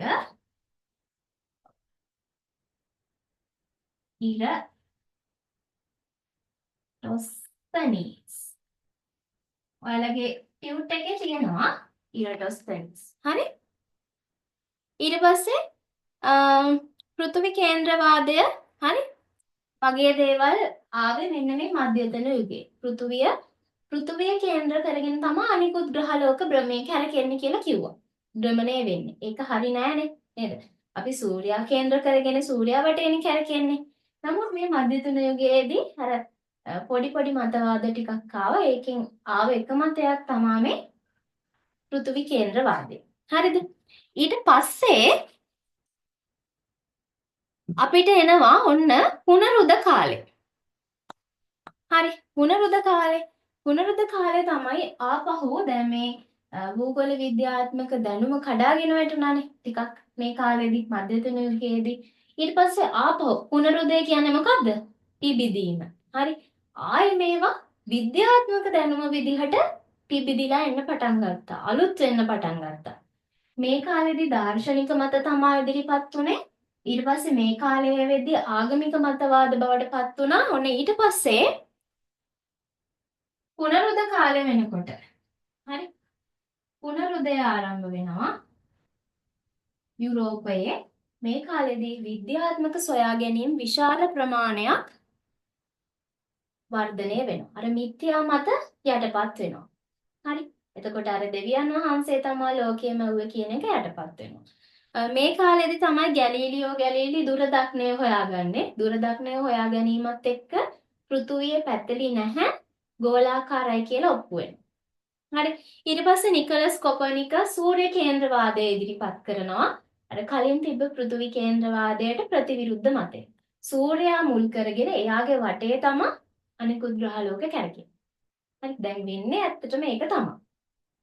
ඊට පස්සේ පෘථිවියේ ඉලිප්සාකාර ගමන් මාර්ගයක යනවා නේද? පෘථිවියේ ඉලිප්සාකාර ගමන් මාර්ගයක තමයි යන්නේ. ගමන් කරන්නේ. සූර්යාගේ වටේ කැරකෙන්නේ. එතකොට ඔන්න ඔය වගේ කතා බහ ඇති වෙන්න පටන් ගත්තේ නැත්නම් මේ විද්‍යාත්මක සොයා ගැනීම කරේ පුනරුද කාලේ. හරි. පුනරුදයෙන් පස්සේ පුතේ එනවා 14 වෙනි සියවස වගේ වෙනකොට නාවික යුගය. හරි. නාවික යුගයක් කියලා කියන්නේ මේ කාලෙදී ගොඩාක් දේශ ගවේෂකයෝ බිහි වෙනවා. ඒ කියන්නේ සාගරයේ නේද නැව් මගින් ගිහිල්ලා ඊට පස්සේ මොනවාද අපි කියනවා මොනවාද රුවල් නේද? රුවල් යාත්‍රා අරගෙන නැව් මගින් එක එක දූපත් වලට සංචාරය කරනවා. හරි. සංචාරය කරලා මොකද කරන්නේ? මෙයාලා අලුත් රටවල් හොයා ගන්නවා. හරි. අපි භූගෝල විද්‍යාවේ ප්‍රධාන දෙයක් මහද්වීප නේද? මහද්වීප ආශ්‍රිතව රටවල් සොයා ගැනීම සිද්ධ කර ගන්නවා. මේ තුලින් ලෝකය ගැන නව කරුණු විශාල ප්‍රමාණයක් හොයාගන්න පුළුවන් වෙනවා. ඒ කාලේ දැන් වගේ සිතියම් තිබ්බද? ෆෝන් තිබ්බද අපිට? දැන් අපිට ඕන වෙලාවක ඕන තැනක රටකට ගිහින් ඕන දෙයක් බලන්න පුළුවන් මේ පුංචි ෆෝන් එකේ. ඒ කාලේ එහෙම නෑනේ. තමන් ඉන්න ටික තමයි මේ අපේ වටේ තියෙන ටික තමයි තියෙන්නේ කියලා තමයි හිතෙන්නේ. නේද? එතනින් එහා ලෝකයක් අපිට දකින්න අමාරුයි. නමුත් මේ දේශ ගවේෂණයෙන් පස්සේ මේගොල්ලෝ හොයාගත්තා මේ අපි ඉන්න රට විතරක් නෙවෙයි තව මේ වගේ තැන් තියෙනවා. ඒ වගේ මිනිස්සුන්ට ඉන්නත් පුළුවන්. ඔන්න එහෙම වෙලා මෙයාලා ටික ලෝකයේ වටේම ව්‍යාප්ත වෙන්න පටන් ගත්තා. හරි. එතකොට පුතේ මේ කාලේ 1942 මේ 1492 දී වගේ හරි ක්‍රිස්ටෝෆර් කොලම්බස් හොයාගන්නවා මේක මකන්නම්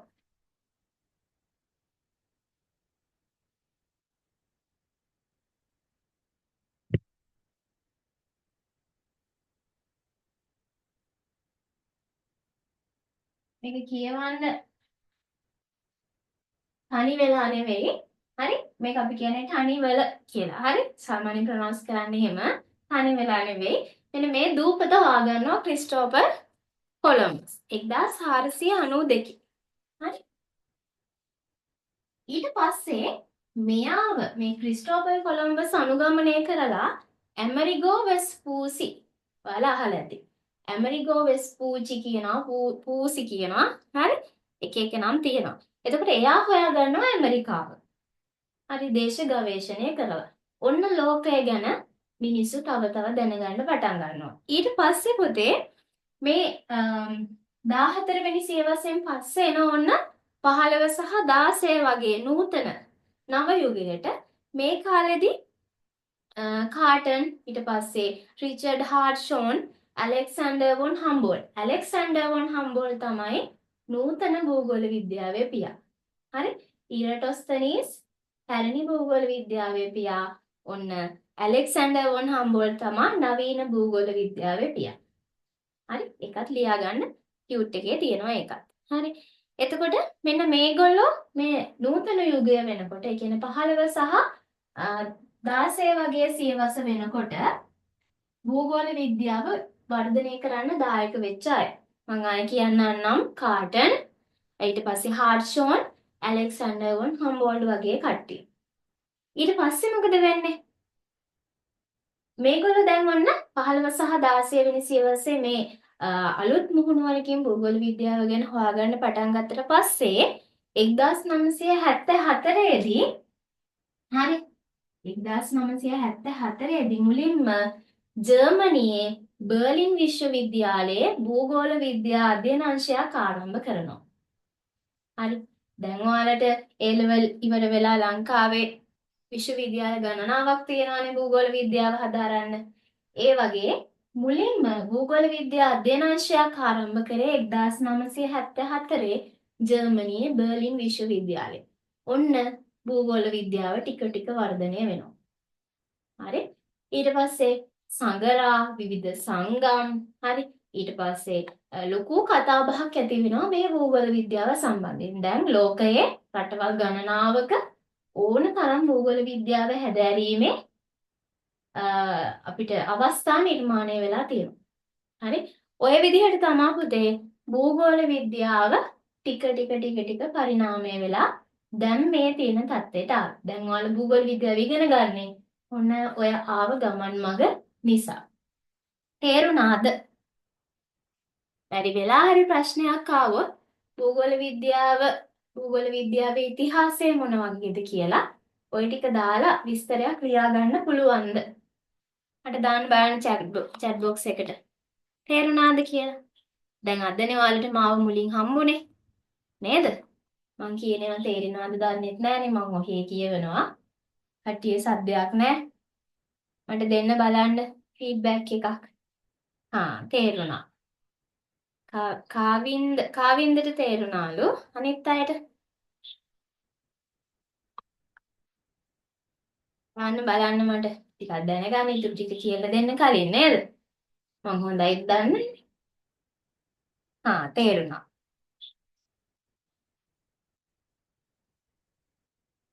හරි.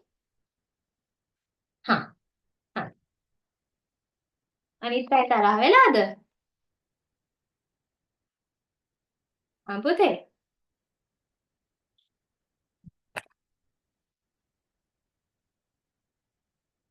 හරි. එහෙනම් අපි ඊළඟ කොටසට යමු. ඔන්න එතකොට භූගෝල විද්‍යාවේ ඉතිහාසය ගැන අපි කතා කරමු. භූගෝල විද්‍යාව ආරම්භ වුණේ කොහොමද කියලා. දැන් අපි යනවා පුතේ භූගෝල විද්‍යාව කියන්නේ මොකක්ද කියලා කියන්න. හරි. භූගෝල විද්‍යාව කියන්නේ මොකක්ද? මේකෙන් කරන්නේ මොනවද කියලා ඉගෙන ගන්න තමයි ඔන්න දැන් යන්නේ. හරි. භූගෝල විද්‍යාව කියලා කියන්නේ අපි සිංහලෙන්නේ. මේකට ඉංග්‍රීසි වලින් අපි දන්නවා කියන්නේ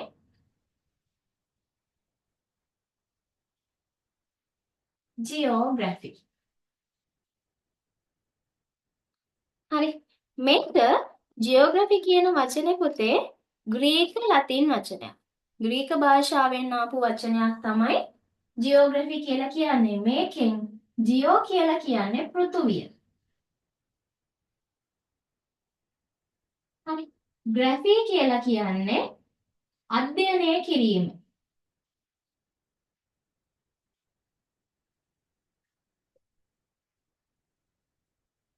පෘථුවිය අධ්‍යයනය කිරීම. නැත්නම් මේක ග්‍රැෆී කියන අපි විමසා බැලීම, විමර්ශනය කිරීම.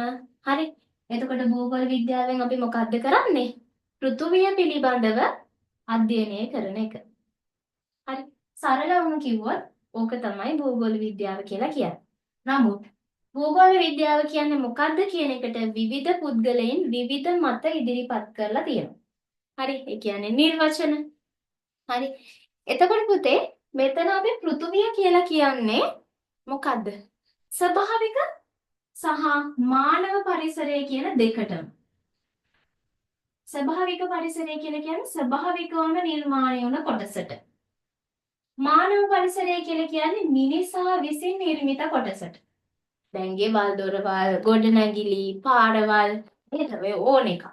එතකොට භූගෝල විද්‍යාවෙන් අපි කරන්නේ ස්වභාවික පරිසරය ගැන ඉගෙන ගන්න එක විතරක් නෙවෙයි. මානව පරිසරය ගැන, මිනිසා ගැන, ජන සංඛ්‍යාව ගැන ඔය හැම එකක් ගැනම ඉගෙන ගන්නවා. හරි? එතකොට සරලම අර්ථය තමයි ස්වභාවික සහ මානව පරිසරය ගැන, ඒ කියන්නේ පෘථුවිය ගැන අධ්‍යයනය කරන එක. හරි? ඊට පස්සේ අපි ගත්තොත් එහෙම ඇලෙක්සැන්ඩර් වොන් හම්බෝල්ට් සහ රිචඩ් හාර්ට්ෂෝන් කියන පුද්ගලයා කියනවා පෘථුවිය කියන්නේ භූගෝල විද්‍යාව කියලා කියන්නේ මිනිසා හා පරිසරය අතර තියෙන අන්තර් සම්බන්ධතාවය අධ්‍යයනය කරන එක කියලා.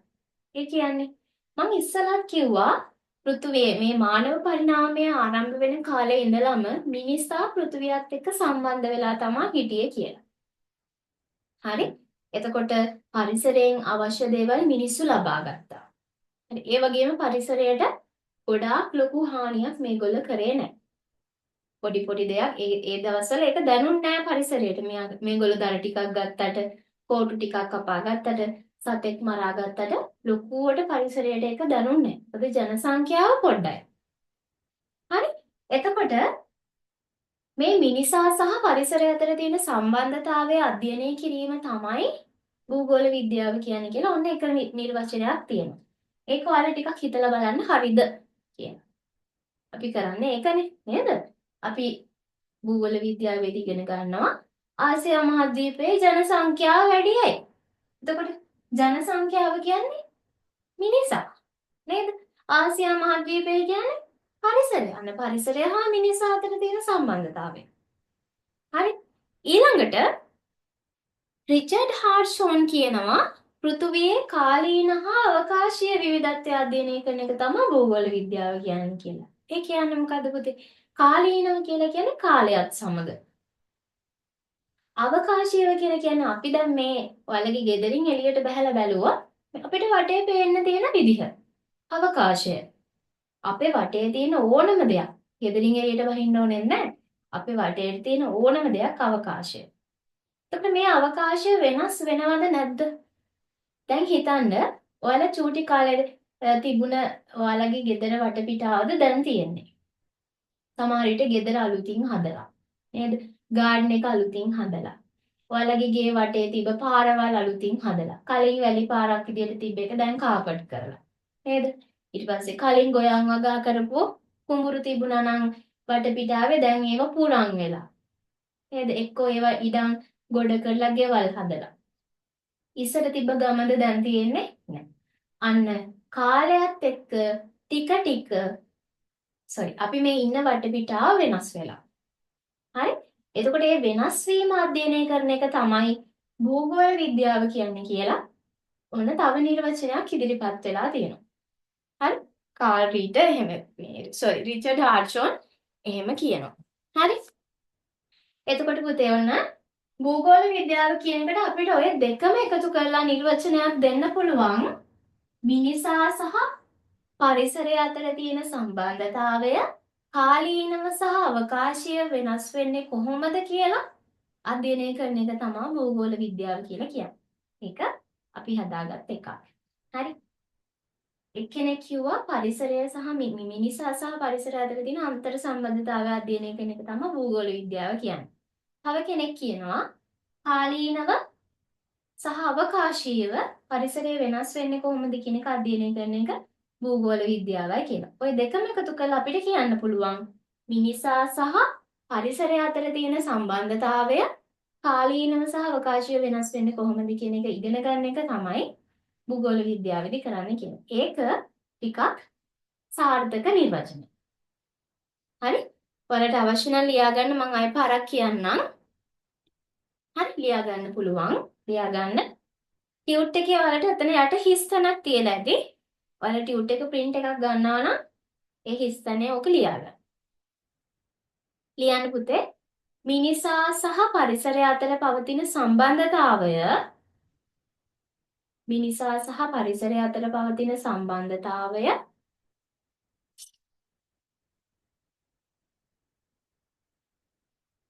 කාලීනව සහ අවකාශීයව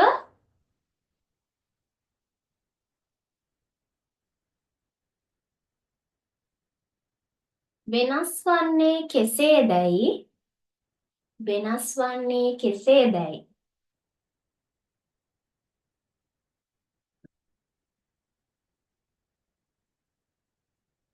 අධ්‍යයනය කිරීම භූගෝල විද්‍යාව වේ.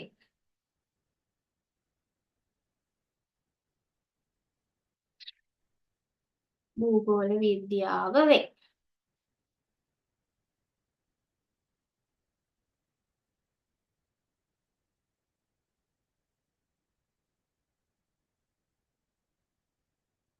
හරි.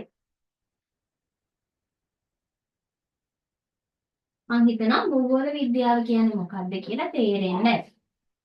මිනිසා හා පරිසර අතර තියෙන සම්බන්ධතාවය අධ්‍යයනය කරන එක සරලව ගත්තොත්. මිනිස්සු ඇයි කඳු වල මිනිස්සු ප්‍රමාණය අඩු ඇයි වූ විෂමතාවයත් එක්ක. තනිතලාවල මිනිස්සු ව්‍යාප්ත වෙලා ඉන්න ප්‍රමාණය වැඩි ඇයි. අන්න මිනිසා හා පරිසරය. දේශගුණය ගත්තොත් කාන්තාරවල ඊට පස්සේ මොනවාද හිම නේද ග්ලාසියර් තියෙන පැතිවල මිනිස්සු අඩු ඇයි. වනාන්තර ප්‍රදේශවල මිනිස්සු අඩු ඇයි. අන්න මිනිසා හා පරිසරය. හරි. විවර්තන කලාපයේ ලෝකයේ ජනසංඛ්‍යාව වැඩි ඇයි. අන්න මිනිසා සහ පරිසරය අතර තියෙන සම්බන්ධතාවය. හරි?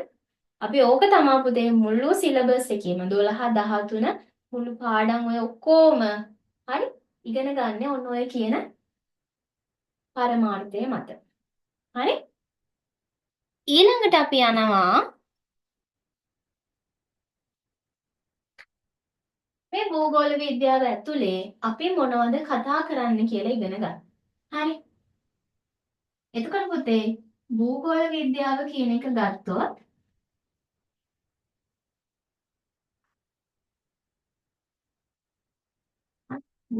භූගෝල විද්‍යාව කියන එක ගත්තාම මේක අපි ප්‍රධාන කොටස් 3ක් යටතේ කතා කරනවා. ප්‍රධාන කොටස් දෙකයි ඇත්තටම කිව්වොත්. හරි.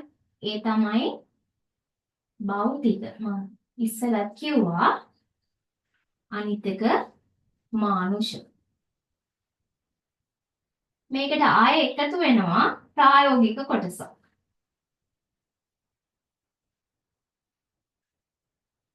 භෞතික භූගෝල විද්‍යාව, මානුෂ භූගෝල විද්‍යාව සහ ප්‍රායෝගික භූගෝල විද්‍යාව. හරි. භෞතික භූගෝල විද්‍යාවේදී පුතේ අපි කතා කරන්නේ දැන් ඉස්සෙල්ලා අපි පාඩම් ටික බැලුවානේ. භෞතික භූගෝල විද්‍යාවේ තිබ්බ පාඩම් 14ක්. ඔය පාඩම් 14ම පුතේ කැටි වෙන්නේ හරි ශිලා ගෝලය, ජල ගෝලය, වායු ගෝලය සහ ජෛව ගෝලය. හරි? ඔන්න ඔය කියන හතරට. ඒ කියන්නේ මෙන්න මේ ගෝල හතර ගැන තමයි භෞතික භූගෝල විද්‍යාවේදී අපි ඉගෙන ගන්න. ඒක එහෙම කියලා මේ හතර විතරක් ඉගෙනගෙන නවතින්නේ නැහැ. ශිලා ගෝලය කියන්නේ අපි මේ ඉන්න පෘථුවිය. එහෙම නැත්නම් මේ ඉන්න මේ මතු පිට කොටස. හරි අපි ඒකට කබල කියලා කියනවා. අපි දැන් ඔයාලගේ ගෙදර මිදුල ගත්තොත් අයිති ශිලා ගෝලයට. මේ ශිලා ගෝලය හැදිලා තියෙන්නේ පුතේ පස සහ පාෂාණ වලින්. අපි දැන් ඉන්න මිදුල ඔයාලා එළියට ගිහින් බලන්න. හෙට බලන්න යන්න පළයන්ට ඇවිලන්න. හරි? එළියට ගිහින් බලන්න මිදුල තියෙන්නේ පස සහ පාෂාණ. කොන්ක්‍රීට් කරලා නම් හොයන්න බෑ. එහෙනම් චුට්ටක් අයිනකින් ආල්ලා බලන්න. හරි? එතකොට පස් තියෙනවා, විවිධ පස් වර්ග තියෙනවා, විවිධ පාෂාණ තියෙනවා. අපි දැන් හැම එකකටම කළු ගල්නේ කියන්නේ. ඒ වුණාට පාෂාණ පාරමී අපි ඉගෙන ගන්නවා විශාල පාෂාණ ප්‍රමාණයක් තියෙනවා. හරි? එතකොට ඔන්න අපි ශිලාගෝලය ගැන පස්ස පාෂාණ විදිහට ඉගෙන ගන්නවා. හරි? ඊට පස්සේ පෘථුවියේ භෞතික ව්‍යුහය, භූ ව්‍යුහය ගැන ඉගෙන ගන්නවා. පෘථුවිය ගත්තාම මේ පෘථුවියේ අභ්‍යන්තරයට යනකොට විවිධ කොටස් තියෙනවා. අපි ඒකට කියනවා දැන් මේක ගෝලාකාර වස්තුවක්නේ. අපි ඒක හාරගෙන ඇතුළට ගියොත් ඔයාලා ඉන්න ওই කාමරේ බිම දිගේ ඉන්නේ. පොළවේ අටට හාරලා ගියොත් අපිට හරයට වෙනකන් යන්න පුළුවන්.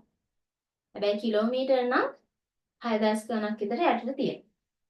හරි හාරන්න පුළුවන් නම් දැම්ම පටන් ගන්න. එතකොට පල්ලෙහාට ඇති මොනවද අපිට හම්බ වෙන්නේ? එකක් තමයි පුතේ පස සහ පාෂාණ. මුලින්ම අපිට තියෙන්නේ පස්නේ. පස් හාරගෙන යටට යනකොට මොන ගස්වල මුල් එහෙම හම්බ වෙනවා. භූගත ජලය අපිට හම්බ වෙනවා. පොළවේ යට වතුර තියෙනවා. හරි. ඒවත් හාරගෙන ඇතුළට ගියොත් එහෙම ලොකු පාෂාණ කුට්ටි අපිට හම්බ වෙනවා. දැන් උනත් බලන්න ගෙදරක් එහෙම හදනකොට අර වේලි එහෙම කපනකොට නේද? අපි ගෙපල කපනවා කියලා කියන්නේ එහෙම කපනකොට එහෙම ලොකු පාෂාණ හම්බ වෙනවා අපිට. හරි. අන්න ඒ වගේ. ඒවත් හාරගෙන යටට ගියොත් මොකද වෙන්නේ? යට තියෙනවා උණු පාෂාණ. ඒ කියන්නේ උෂ්ණත්වය පුතේ ගොඩාක් වැඩි අභ්‍යන්තරයට යන්න. සෙල්සියස් අංශක 6000කට වැඩි. ෆැරන්හයිට් වලින් ගත්තොත් 8500ක් විතර වෙනවා. ඒ කියන්නේ දැන් වතුර උණු වෙන්නේ සෙල්සියස් අංශක 100ෙදි. ඒ වගේ 60 ගුණයක් විතර අභ්‍යන්තරයේ උෂ්ණත්වය වැඩි. එතකොට පාෂාණ උණු වෙලා තමයි තියෙන්නේ. මැග්මා කියලා කියන්නේ අපි මැග්මා ස්වභාවයෙන්. ඔය ගිනි කඳු වලින් ඔයාලා දැකලා ඇති නිකුත් වෙනවා නේද? ලස්සනට තැඹිලි පාටට රතු පාටට ලෝදිය. ලෝදිය කියලානේ අපි කියන්නේ මේ අපාය ගැන කියද්දි. හරි? එතකොට ඔන්න ඔය මැග්මා තමයි පුතේ පොළව අභ්‍යන්තරයේ අපි ගිහින් ගත්තොත් හරය කලාපයේ තියෙන. හරි. එතකොට ඔන්න ඔය කොටස් ගැන අපි ඉගෙන ගන්නවා ශිලා ගෝලයේදී. ඊට පස්සේ ජල ගෝලයට යනවා. ජල ගෝලය ලෝකයේ ජල ව්‍යාප්තිය. නේද? ජල චක්‍රය. වර්ෂාපතන මේ ලෝකයේ වර්ෂාපතන ලැබෙන විදි. හරි. ඕවා ගැන අපි කතා කරනවා. ගංගා ගැන. හරි ගංගාශ්‍රිතව නිර්මාණය වන භූරූපක මේකට භූරූපත් වෙනවා. කියන්නේ කඳු තැනි තලා නිම්න ඔය හැම එකක් ගැනම අපි කතා කරනවා ශිලාගෝලයේ කොටස. මේකේ කතා කරනවා ජලය ගැන. වායු ගෝලයේදී කතා කරනවා අපේ වටේට තියෙන වායු ගෝලය ගැන. හරි. එතකොට වායු ගෝලයේ ප්‍රධාන කොටස් 4යි. පරිවර්තී ගෝලය, අපරිවර්තී ගෝලය, මෙසෝ ගෝලය, තාප ගෝලය. ඉහළට යන්න ස්තර විදිහට තමයි මේක පිහිටන්නේ. එහෙන් කියලා අපිට පේන්නේ නැහැ තට්ටු තියෙනවා. නමුත් ඒ විදිහේ ස්තරායනයක් අපිට දැක ගන්න පුළුවන්. හරි? පෘථුවියේ ඉහළට යන්න උඩට යන්න පරිවර්තී ගෝලයේ කොටසේදී උෂ්ණත්වය අඩුයි. ඒක තමයි අපි සිරීපාද යනකොට එහෙම උඩට යනකොට අපිට සීතල වැඩි. පිදුරු තලාගල කන්ද උඩට යනකොට සීතල වැඩි. නුවරඑළිය පැත්තට යනකොට සීතල වැඩි. හරි උසින් වැඩි. සාමාන්‍ය සාගර කියන්නේ මුහුදු මට්ටමට වඩා උසින් තියෙනවා. එතකොට උඩට යන්න උෂ්ණත්වය අඩු වෙනවා. අපි ඒකට කියනවා පරිසර පතන ශීඝ්‍රතාවය කියලා. හරි? ඉහළ යන සෑම කිලෝමීටරයකදීම හරි කිලෝමීටර එකකදී උෂ්ණත්වය අඩු වෙනවා සෙල්සියස් අංශක 6.4ක්. මේක මීටර වලින් කිව්වොත් මීටර 100කදී අඩු වෙනවා සෙල්සියස් අංශක 0.67. හරි? එතකොට කිලෝමීටර එකකදී ඔන්න ඔය ප්‍රමාණය. ඒ හින්දා තමයි පුතේ එවරස්ට් කඳු මුදුනේ උඩ හිම තියෙන්නේ. හිමාලයේ උඩ හිම තියෙන්නේ. දැන් ලංකාවේ තියෙන පිදුරු තලාගලනේ උසම කන්ද. පිදුරු තලාගල හිම වැටෙන තරම් උසක් නැහැ. තව ටිකක් ඕක උස් වුණා නම් අපේ ලංකාවෙත් අපිට හිම බලා ගන්න තිබ්බා. හරි? එතකොට ඔන්න ඔය විදිහට තමයි වායු ගෝලය ගැන අපිට කතා කරන්න තියෙන්නේ. ඊළඟට ජෛව ගෝලය ගත්තාම අපි වනාන්තර ගැන කතා කරනවා. බියෝම පරිසර පද්ධති. හරි? ඔය වගේ විශාල ප්‍රමාණයක් විශාල පරාසයක අපි මෙන්න මේ භූගෝල විද්‍යාවෙන් කතා කරනවා. අපි මේ කතා කරන්නේ පළවෙනි පාඩම. හරි? නැත්නම් හිතයින් මොනවද මේ කියන්නේ කියලා. හරි? මේ භූගෝල විද්‍යාවේ හැඳින්වීම තමයි අපි කරන්නේ. එතකොට මෙන්න මේ කොටස් ටික ඔක්කොම අපිට ඉගෙන ගන්න තියෙනවා. ඊළඟට පුතේ ඔන්න අපි යනවා මානුෂ භූගෝල විද්‍යාවට. හරි. මානුෂ භූගෝල විද්‍යාවට ගියහම අපි ඉගෙන ගන්නවා මානුෂ කියලා කියන්නේ මිනිස්සුනේ. මිනිස්සු නිසා මොනවද මේ පෘථුවිය නිර්මාණය වෙලා තියෙන්නේ. හරි. එකක් තමයි සංස්කෘතිය.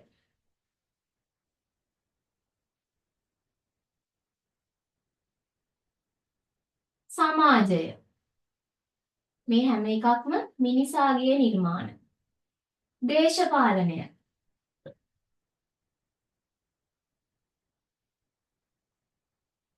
ආර්ථිකය.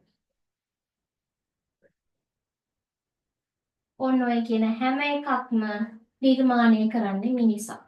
එතකොට පුතේ අපි භූගෝල විද්‍යාව කියලා නෑ. මිනිස්සු නිර්මාණය කරපු සංස්කෘතිය ගැන කතා කරනවා. සමාජය ගැන කතා කරනවා. දේශපාලනික වශයෙන් කොහොමද භූගෝල විද්‍යාව දේශපාලනයත් එක්ක සම්බන්ධ කියලා කතා කරනවා. ආර්ථිකය කොහොමද මේ භූගෝල විද්‍යාවත් එක්ක එහෙම නැත්නම් භෞතික පරිසරයත් එක්ක සම්බන්ධ වෙන්නේ කියලා කතා කරනවා. හරි? එතකොට ඔන්න ඔය කියන කොටස් ගණනාවක් අපිට මේකේ කතා කරන්න තියෙනවා. දැන් සංස්කෘතිය ගත්තාම අපි කතා කරනවා ලෝකයේ ජනවාර්ගික විවිධත්වය. සිංහල, දෙමළ, මුස්ලිම්, නේද? මැලේ, ඔය වගේ ජපාන්, චීන නේද වෙනස්නේ වාර්ගිකත්වය වෙනස්. ඒව වෙනස් වෙන්න බලපාන භූ විෂමතාවයක් තියෙනවා. භූගෝලීය මොන හරි වෙනස්කම් තියනවාද? sorry. හරි. සමාජය කොහොමද වෙනස් වෙන්නේ? හරි. එතකොට අතීතයේදී පුතේ කුලය පවා මේ කුලයට පවා මේ භෞතික පරිසරයත් එක්ක සම්බන්ධතාවයක් තියෙනවා. අපි කුල ගැන ඉගෙන ගන්න නැහැ. මම උදාහරණයක් විදිහට කිව්වේ. දේශපාලනය. චීනය ඇයි මෙච්චර ලංකාවට ආදරේ? දේශපාලනේ චීනය නේද? දැන් චීනය ගොඩාක් ඉදිකිරීම් කරනවානේ ලංකාවට ඇවිල්ලා. ඒ ඉදිකිරීම් කිරීමේ පරමාර්ථය මොකද්ද? ඇයි මෙච්චර ලංකාවට සපෝට් එක දෙන්නේ? හරි. මේවට බලපාන භූගෝලීය සාධක තියෙනවා. ලංකාව කියලා කියන පුතේ ඉන්දියන් සාගරයේ මධ්‍යගතව පිහිටි රටක්. ලංකාව වටේ හොඳ ස්වභාවික වෙරළ තීරයක් තියෙනවා. හරි. ඕනම රටකට ඉක්මනට යන්න පුළුවන් හැකියාව තියෙනවා. අපි මධ්‍යස්ථව මධ්‍යගතව ඉන්නේ. හරි. වෙළඳ මාර්ගයේ ඉන්නේ ලංකාව. ඔන්න ඔය හින්දා තමයි අපිට ආදරේ ගොඩක් රටවල්. අපි වල්ලගත්තොත් ලෝකේ පාලනය කරන්න යාලට ලේසි. අනිත් රටවල් අල්ලගන්න ලේසි. එතකොට ලංකාවේ පිහිටීම කියන්නේ භෞතික පරිසරය. ඒක කොහොමද දේශපාලනයට බලපාලා තියෙන්නේ? හරි. ඊට පස්සේ ආර්ථිකය ආනයන ගැන අපි කතා කරනවා, අපනයන ගැන කතා කරනවා, කර්මාන්ත ගැන කතා කරනවා, කෘෂි කර්මාන්තය ගැන කතා කරනවා, ගෝලීයකරණය ගැන කතා කරනවා. මේ ඔක්කොම ආර්ථිකයත් එක්ක සම්බන්ධයි. හරි. ඔන්න එතකොට ඔය ටික තමයි පුතේ අපිට භූගෝල විද්‍යාවේදී කතා කරන්න තියෙන්නේ. ඔන්නම පළවෙනි පාඩම උතන ඉවරයි. හරි. දැන් චුට්ටක් ඔළුව නිදහස් කරගන්න අම්මේ එකක් ඉවරයි. මාස 6යිනේ තියෙන්නේ. එකක් ඉවරයි කියලා චුට්ටක් දැන් හිත සැහැල්ලු කරගන්න. හරි? එතකොට අපි මේ කොටසේ කතා කරා පුතේ භූගෝල විද්‍යාව නිර්මාණය වුණේ කොහොමද? අතීතය. නේද? ඊට පස්සේ භූගෝල විද්‍යාව කියන්නේ මොකක්ද? ජියෝග්‍රැෆි. පෘථිවිය ගැන අධ්‍යයනය කරන එක. නේද? මිනිසා හා පරිසරය අතර තියෙන සම්බන්ධතාවය. කාලීනව හා අවකාශීව අධ්‍යයනය කිරීම. හරි? ඊට පස්සේ භූගෝල විද්‍යාවේ කොටස් තුනයි භෞතික, මානුෂ, ප්‍රායෝගික. භෞතික එකේ අපි කිව්වා ශිලාගෝලය, ජලගෝලය, වායුගෝලය සහ ශිලාගෝලය, ජලගෝලය, වායුගෝලය, ජෛවගෝලය. ඔය හතර කතා කරනවා. මානුෂිකයේ සංස්කෘතිය, සමාජය, දේශපාලන, ආර්ථිකය කොහොමද භෞතික පරිසරයත් එක්ක සම්බන්ධ වෙන්නේ කියලා අපි කතා කරනවා. හරි? ඊට පස්සේ ප්‍රායෝගික කොටසේ කතා කරන පුතේ මේකේ සංඛ්‍යාන විද්‍යාත්මක පැත්ත. මේ එකතු කරගන්න තොරතුරු අපි ප්‍රස්ථාර මගින් කොහොමද ඉදිරිපත් කරන්නේ? සිතියමකට දාන්නේ කොහොමද? හරි? සංඛ්‍යාත්මකව කියන්නේ ගාණක් විදිහට සංඛ්‍යාවක් විදිහට කොහොමද ඉදිරිපත් කරන්නේ කියලා මේකෙන් කතා කරනවා. හරි මේක වෙනම සයිඩ් එකක්. එතකොට ඔන්න ඔය ටික තමයි භූගෝල විද්‍යාව කියලා කියන්නේ. මොනවාම හරි ගැටලුවක් තියෙනවාද? ප්‍රශ්නයක් තියෙනවා බලමු. සෙල්සියස් අංශක 6.4කි. ඔව් පුතේ. ඉහළ යන සෑම කිලෝමීටරයකදීම සෙල්සියස් අංශක 6.4කින් උෂ්ණත්වය අඩු වෙනවා පරිවර්තී ගෝලයේදී. හරි? ඒකට තමයි අපි පරිසර පතන ශීඝ්‍රතාවය කියලා කියන්නේ. හරි. මීට අමතරව මොනවා හරි ගැටලුවක් තියෙනවද? මොනවා හරි අහන්න දෙයක් තියෙනවද? දැන් කරපු ටික සම්බන්ධයෙන්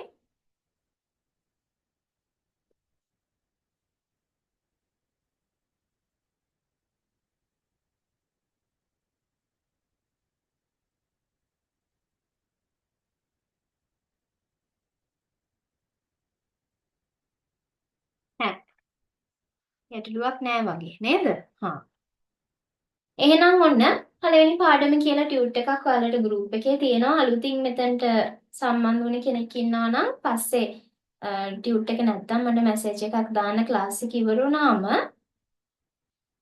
ඊට පස්සේ අපි ගත්තොත් පුතේ දෙවෙනි පාඩම වෙන්නේ භෞතික භූගෝල විද්‍යාවේ ස්වභාවය විස්තර කිරීම. ඔන්න දැන් අපි මේ තුනෙන් හරි මේ දෙක අයින් කරනවා.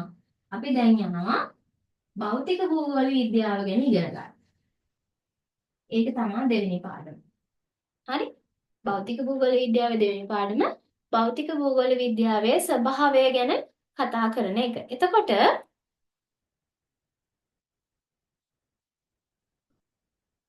අපි ගත්තොත් එහෙම අපි දන්නවා භෞතික භූගෝල විද්‍යාවේ අපි කිව්වා ගෝල හතරක් යටතේ තමයි අපි කතා කරන්නේ කියලා. මෙයා. හරි. ජල ගෝලය, ශිලා ගෝලය, ජෛව ගෝලය සහ වායු ගෝලය. හරි. මම මේ ටික මකන්නවා. එතකොට ඔන්න ඔය හතර ඇතුලේ තමයි පුතේ මේ මුළු භෞතික භූගෝල විද්‍යාව ඔක්කොම තියෙන්නේ. මම ඉස්සෙල්ලා ඒක කිව්වා. හරි.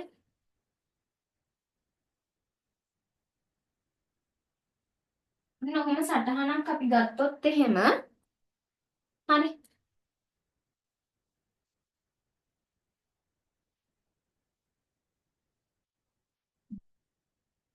මැද ඉන්නවා ජෛව ගෝලය. හරි. ඊට පස්සේ වායු ගෝලය, ශිලා ගෝලය, ජල ගෝලය. මෙන්න මේගොල්ලෝ එකිනෙක අන්තර් සම්බන්ධතාවයෙන් යුක්තයි. හරි. ඒ කියන්නේ මේ එක ගෝලයක් හරි නැති වුණොත් විනාශ වුණොත් පෘථුවියේ පැවැත්ම නැති වෙනවා. හරි. දැන් හිතන්නකෝ ජල ගෝලය නැති වුණා. ජලය නැති වෙලා ගියා. ජලය නැතුව මිනිස්සුන්ට ඉන්නත් බෑ, සත්තුන්ට ඉන්නත් බෑ, ශාකවලට ඉන්නත් බෑ. හරි? ශිලා ගෝලය නැති වුණොත් කොහොමවත් ඉන්න බෑනේ. එහෙනම් අපිට පෘථුවියක් නැති වෙනවනේ. නේද? පසපාශාන නැහැ කියලා කියන්නේ. එතකොට වායු ගෝලය නැති වුණොත් ඒ ඉන්නත් බෑ. අපිට ඔක්සිජන් ඕන, හුස්ම ගන්න, කාබන් ඩයොක්සයිඩ් ඕන ප්‍රකාශ සංශ්ලේෂණය කරන්න. අන්න අපිට මේ හැම එකක්ම ඕන. මේ හැම දෙයක්ම එකතු වුණාම තමයි පුතේ ජෛව ගෝලය හැදෙන්නේ. එතකොට අපි භෞතික භූගෝල විද්‍යාවෙන් ඉගෙන ගන්නේ මෙන්න මේ ගෝල හතරේ ක්‍රියාකාරීත්වය, මේ වගේ ඇතුලේ වෙන මේ මොනවාද රටා, ක්‍රියාත්මක වෙන රටා, චක්‍රාකාර දේවල්, ක්‍රියාවලිය ගැන තමයි භෞතික භූගෝල විද්‍යාවෙන් ඉගෙන ගන්න. හරි. එතකොට අපි ගත්තොත් මේ සම්පූර්ණ කොටසට අපි කියනවා පුතේ මේ මුළු ඔක්කොටම අපි ගත්තොත් කියනවා භෞම පද්ධතිය කියලා. භෞම පද්ධතියේ ප්‍රධාන උපපද්ධති හතරයි. ඒ තමයි වායු ගෝලය, ශිලා ගෝලය, ජෛව ගෝලය, ජල ගෝලය. හරි. මේ ඔක්කොම ගත්තාම එකට ගත්තාම ඒකට අපි භෞම පද්ධතිය කියලා කියනවා. සාමාන්‍යයෙන් භෞම පද්ධතියට අපි පෘථුවිය කියලා කියනවා. sorry. පෘථුවිය තමයි මේ හැම එකක්. හරි. ඊළඟට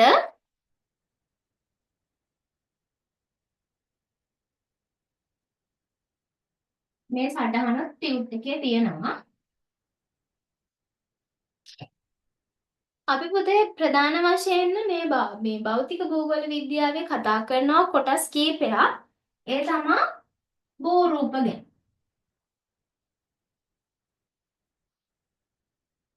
පස ගැන. පාෂාණ ගැන. හරි. ඊට පස්සේ අපි කතා කරනවා ජලය ගැන. ඊට පස්සේ දේශ ගුණය.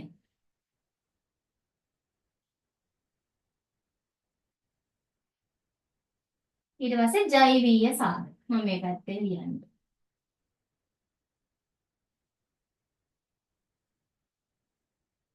ජෛවීය සාධක. ඔන්න ඔය කියන කොටස් ටික ගැන තමයි භෞතික භූගෝල විද්‍යාවේ කතා කරන්නේ. හරි. දෙවෙනි පාඩමේ තියෙන පුතේ දෙවෙනි පාඩමේ ඇති දෙයක්ම නැහැ. මෙන්න මේ ටික විස්තර කිරීමක් තියෙනවා. මේ ටික අපි ආයෙ වෙන වෙනම පාඩම් ඉගෙනගමු. භූරූප වලට වෙනම පාඩමක් තියෙනවා. පසපාශාන වෙනම පාඩමක් තියෙනවා. ජලයට වෙනම පාඩමක් තියෙනවා. ඔයාලා දකින්න ඇති පාඩම් ටික මම මේ පෙන්නනකොට දේශගුණයට වෙනම පාඩමක් තියෙනවා. පාඩම් දෙකක්ම තියෙනවා මේකට. ඊට පස්සේ ජෛවීය සාධක ගැන අපි කතා කරනවා. මොනවාද වනාන්තර ගැන, බියෝම ගැන. හරි. එතකොට මේකේ ආය අපිට ඉගෙන ගන්න විශේෂයෙන් ඉගෙන ගන්න දෙයක් නැහැ. මේ ටික විස්තරාත්මකව අනිත් පාඩම් වල කතා කරනවා. හරි. මම සරලව කියන්නම් මේකේ මොනවාද තියෙන්නේ කියලා. භූරූප ගත්තාම පුතේ භූරූපයක් කියලා කියන්නේ මට තත්පරයක් දෙන්න.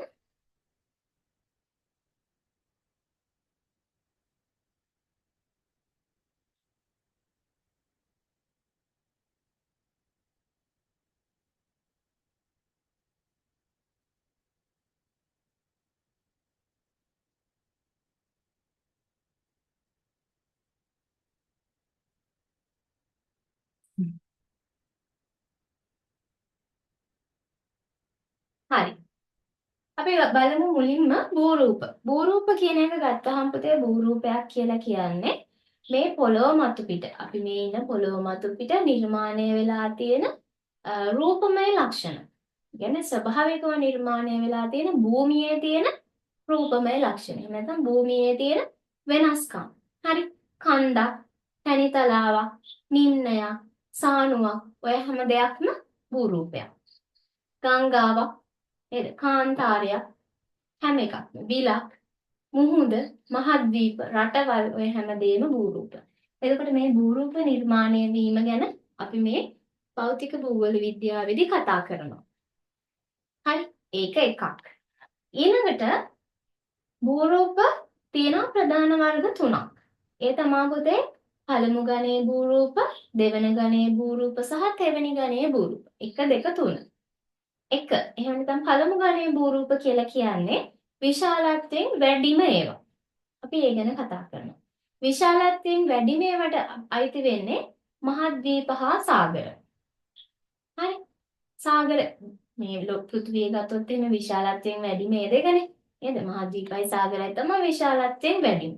එතකොට මහද්වීප ගත්තාම මහද්වීප තියෙනවා 7ක්. උතුරු ඇමරිකාව, දකුණු ඇමරිකාව, අප්‍රිකාව, යුරෝපය නේද? ඊට පස්සේ ආසියා මහද්වීපය, ඕස්ට්‍රේලියා මහද්වීපය, ඇන්ටාර්ක්ටිකා මහද්වීපය. ඔන්න ඔය 7 තමයි පළමු ගණයේ භූරූපවල මහද්වීප කොටසට අයිති වෙන්නේ. සාගර තියෙනවා 5ක්. හරි. විශාලම සාගරය පැසිෆික් සාගරය. ඇට්ලාන්ටික් සාගරය, ආර්ක්ටික් සාගරය, මේ ඇන්ටාර්ක්ටික් සාගරය, ඊට පස්සේ පැසිෆික් ඉන්දියන් සාගරය. අපේ වටේ තියෙන කමුතුකම. හරි. ඔය පහ තමයි සාගර පහ. එතකොට ඕවා තමයි පුතේ මේ පෘථුවියේ තියෙන විශාලම භූස්කන්ධ ටික වෙන්නේ. ඒ තමයි පළමු ගණයේ භූරූප. ඊළඟට දෙවන ගණයේ භූරූප. දෙවන ගණයේ භූරූප වලට අයිති වෙන්නේ විශාලත්වයෙන් වැඩිත් නැති, අඩුත් නැති මධ්‍යම ප්‍රමාණයේ ඒවා. මොනවාද? නැමි කඳු. විශාල නැමි කඳු පද්ධතිය. අපි භූරූප පාඩමේ කතා කරනවා. ඊළඟට විභේද. නැමි කියලා කියන්නේ මේ පෘථුවිය සාමාන්‍ය මතු පිටින් ඉහළට එසවෙන ඒවා. විභේද කියලා කියන්නේ අභ්‍යන්තරයට නැත්නම් මේ පතුලට හැරෙන ඒවා. විභේදයක්. හරි. එතකොට නිකන් ආගාද වගේ තමයි. හරි. ඊළඟට ඔන්න ඒ කොටස් දෙක තමයි පුතේ අයිති වෙන්නේ දෙවෙනි ගණයේ භූරූප වලට. ඊළඟට තෙවෙනි ගණයේ භූරූප වලට අයිති වෙන්නේ විශාලත්වයෙන් කුඩා ඒවා. කුඩා ප්‍රමාණයේ ඒවා. හරි. එතකොට අපි ගත්තොත් පොඩි පොඩි කඳු වැටි, තනිතලා, නිම්න, සානු, දුර්ග, ගංගාශ්‍රිතව තියෙන ඒවා. හරි. ඊට පස්සේ ඩෙල්ටා. ඩෙල්ටා කියන්නේ ඩෙල්ටා ටොපි නෙවෙයි. ගංගෝය ආශ්‍රිතව තියෙන දූපත්. හරි. ඊට පස්සේ වැලි වැටි. හරි. කාන්තාරවල හැදෙන පොඩි පොඩි භූරූප වර්ග. ඊට පස්සේ ග්ලැසියර් ආශ්‍රිතව හැදෙන ඒවා. ඔය හැම එකක්ම තෙවෙනි ගණයේ භූරූප. හරි. එතකොට ඔන්න ඔය කියන වර්ග තුන නිර්මාණය වෙන්න බලපාන සාධක තියෙනවා. ප්‍රධාන සාධක දෙකක් තියෙනවා පුතේ තමා අන්තර්ජන්‍ය බලවේග සහ බහිර්ජන්‍ය බලවේග. හරි. අන්තර්ජන්‍ය කියලා කියන්නේ අන්තර්ජන්‍ය. අන්තර්ජන්‍ය කියන්නේ උපදිනවා. ඒ කියන්නේ අභ්‍යන්තරයේ උපදින. පොළොව මතු පිටට යටින් අභ්‍යන්තරයේ. හරි. අභ්‍යන්තරයේ උපත ලබන ශක්තියින් මතු පිටට පැමිණීමත් එක්ක භූරූප නිර්මාණය වෙනවා. පොළොව අභ්‍යන්තරයේ තියෙන මොනවද? මැග්මා, පාෂාණ නේද? එතකොට උෂ්ණත්වය ගොඩාක් වැඩි, පීඩනය ගොඩාක් වැඩි. ඒත් එක්ක අභ්‍යන්තරයේ ඉඳන් උඩට ලොකු ශක්තියක් නිකුත් කරන්න පුළුවන්. ඒ නිකුත් කරන ශක්තිය මත මේ පොළොව මතු පිට තියෙන භූරූප වෙනස් වෙන්න පුළුවන්. හරි. අන්න අන්තර්ජන්‍ය. අභ්‍යන්තරයේ ජනනය වෙන. ඒකක්. අනිත් එක බහිර්ජන්‍ය. බාහිරින් ජනනය වෙන. ඒ කියන්නේ පොළව මතු පිට බාහිරින් උපදින. හරි. බාහිරින් උපදින බහිර්ජන්‍ය කාරක කියලා අපි ඒවට කියනවා. බහිර්ජන්‍ය කාරක තියෙනවා 4ක්. හරි. එකක් තමයි ගලන ජලය. දැන් බලන්න පුතේ වහින වෙලාවට වතුර මොන පාටද අපේ මිදුල දිගේ ගලාගෙන යන දුඹුරු පාටයිනේ. හරි. ඒ කියන්නේ මේ පොළොව මතු පිට තියෙන පසපාශාන් තමයි සේදීගෙන යන්නේ. අන්න පොළොව මතු පිට දැන් ඔයාලා මේ වහින වෙලාවට මේ දවස්වල ටිකක් හයියෙන් වහිනවනේ. මිදුලේ බලන්න වතුර ගලාගෙන ගියපු පාරවල් හිටිලා තියෙනවා. ඒ කියන්නේ මොකද්ද? පොළොව හැරිලා. පොළොව වෙනස් වෙලා. හරි. අන්න භූරූප වෙනස් වෙලා. ඒ කියන්නේ ජලයට මේ පොළොව මත පිට ගලාගෙන යන ජලයට පුළුවන් මේ භූමියේ තියෙන හැඩය වෙනස් කරන්න. සුළඟ. අයියෙන් අපි පාරේ හිටගෙන ඉන්න වෙලාවක අයියෙන් හුළඟක් આવොත් අපිට පාට ඇස් දෙක පිය වෙනවා. ඇයි? දූවිලි ඇවිල්ලා අපේ ඇස්වල වදිනවා. දූවිලි කියන්නේ මොනවද පුතේ? ඊ타මාත්ම සියුම් කොටස් වලට කැඩිලා ගියපු පාෂාණ. හරි. එතකොට මේ පොළොව මත පිට තියෙන මේ පාෂාණ කොටස් එහෙම නැත්නම් වැලි නේද? මඩ දූවිලි තමයි අයින් වෙන්නේ හුළඟත් එක්ක. එතකොට එයාලා එක තැනක ඉඳන් සුළඟ මගින් අරගෙන යනවා වෙන තැනකට. අරන් ගිහින් තැම්පත් කරනවා. හරි. එතකොට ඔන්න මේ පොළොව මත පිට වෙනස්කම් ඇති වෙන්න පුළුවන්. ඊළඟට සාගර තරංග. සාගර තරංග බලන්නකෝ. සාගර තරංග මගින් භූරූප වෙනස් වෙනවා. ප්‍රශ්නයක් භූරූප ඇඳලා අනිවාර්යෙන් පාට කරන්න ඕනද? පාට කරනවා නම් ඉතාමත්ම හොඳයි. ඒ කියන්නේ පුතේ භූරූප පාඩමේ භූරූප ගණනාවක් තියෙනවානේ. දැන් ඔයාලා ඒව ඇඳලා හුරු වෙන්න ඕන. අපි ඒ ටික කියලා දෙනවා. එතකොට මුලින්ම මෙහෙම කරන්න. දැන් භූරූප අඳින්න ලොකු වෙලාවක් ගන්න එපා. පාට කරන්න කොහෙත්ම ලොකු වෙලාවක් ගන්න එපා. හරි. මුලින්ම පොතේ භූරූපය හොඳට අඳින්න. පැහැදිලි වන්නින්ද ඇඳලා කොටුවක් ගහන්න වටේට. අඩි රුල තිබෙ නැතත් කමක් නැහැ. හරි. භූරූපය ඇඳලා මේ හිතන්නකෝ අර කණ්ඩක් අඳිනවා කියලා. මේක වටේට කළු පාටින් ගහනවා නම් වඩාත් හොඳයි. කොටුවක් ගහන්න මේක ඇතුලේ තියෙන ඒවා නම් කරන්න. නම් කරන්න අවශ්‍ය දේවල් නම් කරන්න. පාට කරන එක තියාගන්න අවසානයේ. ඔයාලා ප්‍රශ්න වලට උත්තරේ ලියලා ඔක්කොම කරලා අන්තිමේට වෙලාව ඉතිරි වුණොත් පාට කරන්න. ඉතිරි වුණොත් නෙමෙයි වෙලාවක් ඉතුරු කරගන්න. හරි. පාට කරනවා නම් ඉතාමත්ම හොඳයි. වැඩි ලකුණු ප්‍රමාණයකට යන්න පුළුවන්. නමුත් ලියන ඒ වගේ ලියන කියන්නේ ගොඩාක් ලකුණු වලදී රඳා පවතින්නේ. එතකොට තව ලියන්න තියෙන ඒවට වෙලාව තියා ගන්න ඕන අපි. ඒ නිසා තමයි මම කිව්වේ අන්තිමේටම තියාගන්න පාට කරන්න. පාට කරන ඒවා ඒ වැඩ ටිකට. හරි පාට කරන්න ඕන. හරි. එතකොට භූරූප ගැන අපි කතා කරේ පුතේ කිව්වා ගලන ජලය සුළඟ ඔන්න බහිර්ජන්‍ය කාරක අනිත් එක තමයි සාගර තරංග. තරංගලා ඉන්නා නේද? ඒවල් ළඟත් ඇති සමහර විට ඒ තරංග නෙවෙයි සාගර තරංග. හරි. වෙරළේ දැන් අපි බීච් එකට ගියාම ඔයාලා බීච් එකේ හිටගෙන ඉන්නකොට පුතේ ඔයාලට දැනෙනවා ඇති වැල්ල ඇවිල්ලා ඔයාලගේ කකුල් දෙකේ වදිනකොට වැලි කැට එහෙමත් ඇවිල්ලා වදිනවා. සිප්පි කටු වෙනවා වෙරළට. සිප්පි කටු එහෙම හිඳිනවනේ නේද? අන්න ඇවිල්ලා වදිනවා. ඒ කියන්නේ පුතේ සාගර පතුලේ තියෙන වැලි නේද? ඊට පස්සේ සිප්පි කටු ඔය වගේ දේවල් වෙරළට අරගෙන එනවා. හරි. අන්න වෙරළ වෙනස් වෙනවා ඒ දේවල් එක්ක. ආයෙ ටිකක් වෙලා ඉන්නකොට අපි මෙහෙම ඉන්නකොට අර රැල්ල ආපහු යනවනේ. එතකොට අපිට දැනෙනවා අපි චුට්ටක් පාත් වෙනවා. කකුල් දෙක අපේ යනවා චුට්ටක් පහළට. ඒ කියන්නේ පුතේ අපි අර කකුල් දෙකට යටින් තිබ්බ වැලි ටික අය මේ ආපහු යන මුහුද පැත්තට යන රැල්ලට අපි කියනවා පසුපහර. හරි පසුපහරෙන් ආපහු අර මේ වෙරළේ තියෙන මේ වැලි ටික අයින් කරනවා. අන්න වෙරළේ හැඩය වෙනස් වෙනවා. වෙරළ කියන්නේ භූරූපයක්. හරි? ඒකත් එතකොට බහිර්ජන්‍ය කාරකයක්. අනිත් එක තමයි ග්ලැසියර්. ග්ලැසියර් ගැන අපිට ලොකු අත්දැකීමක් නැහැනේ නේද? ග්ලැසියර් නැහැනේ ලංකාවේ. ඒකට විශාල අයිස් ස්කන්ධ තමයි ග්ලැසියර් කියලා කියන්නේ. ග්ලැසියර් තියෙන්නේ උතුරු ද්‍රවයේ සහ දකුණු ද්‍රවයේ. ඒ කියන්නේ පෘථුවිය ගත්තොත් එහෙම ඉහළ කොටසේ සහ පහළ කොටසේ. හරි? ඔයාලට මැප් එක උඩ තියෙන එක පේන්නේ නැහනේ. මෙහෙම ගත්තොත්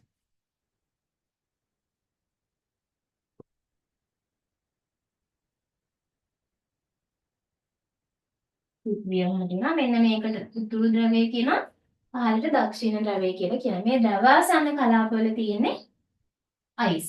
සම්පූර්ණයෙන්ම මහද්වීප ඇන්ටාර්ක්ටික් මහද්වීපයේම වැහිලා තියෙන්නේ. ඒකට හේතුව අක්ෂාංශගත පිහිටීම. අපි ඒක පස්සේ කතා කරමු.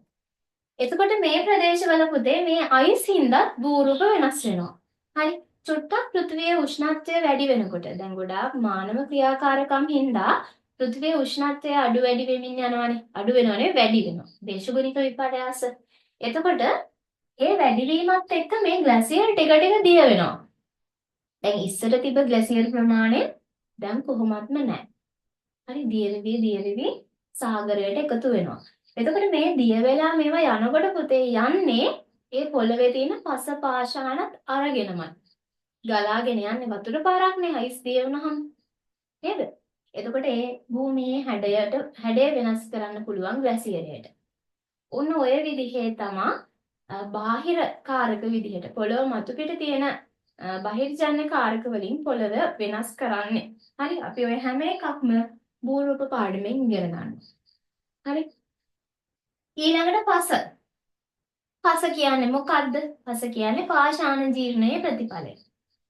පසේ මොනවද තියෙන්නේ? හරි ගැඩවිල්ලු ඉන්නවා නේද? භූගත ජලය තියෙනවා.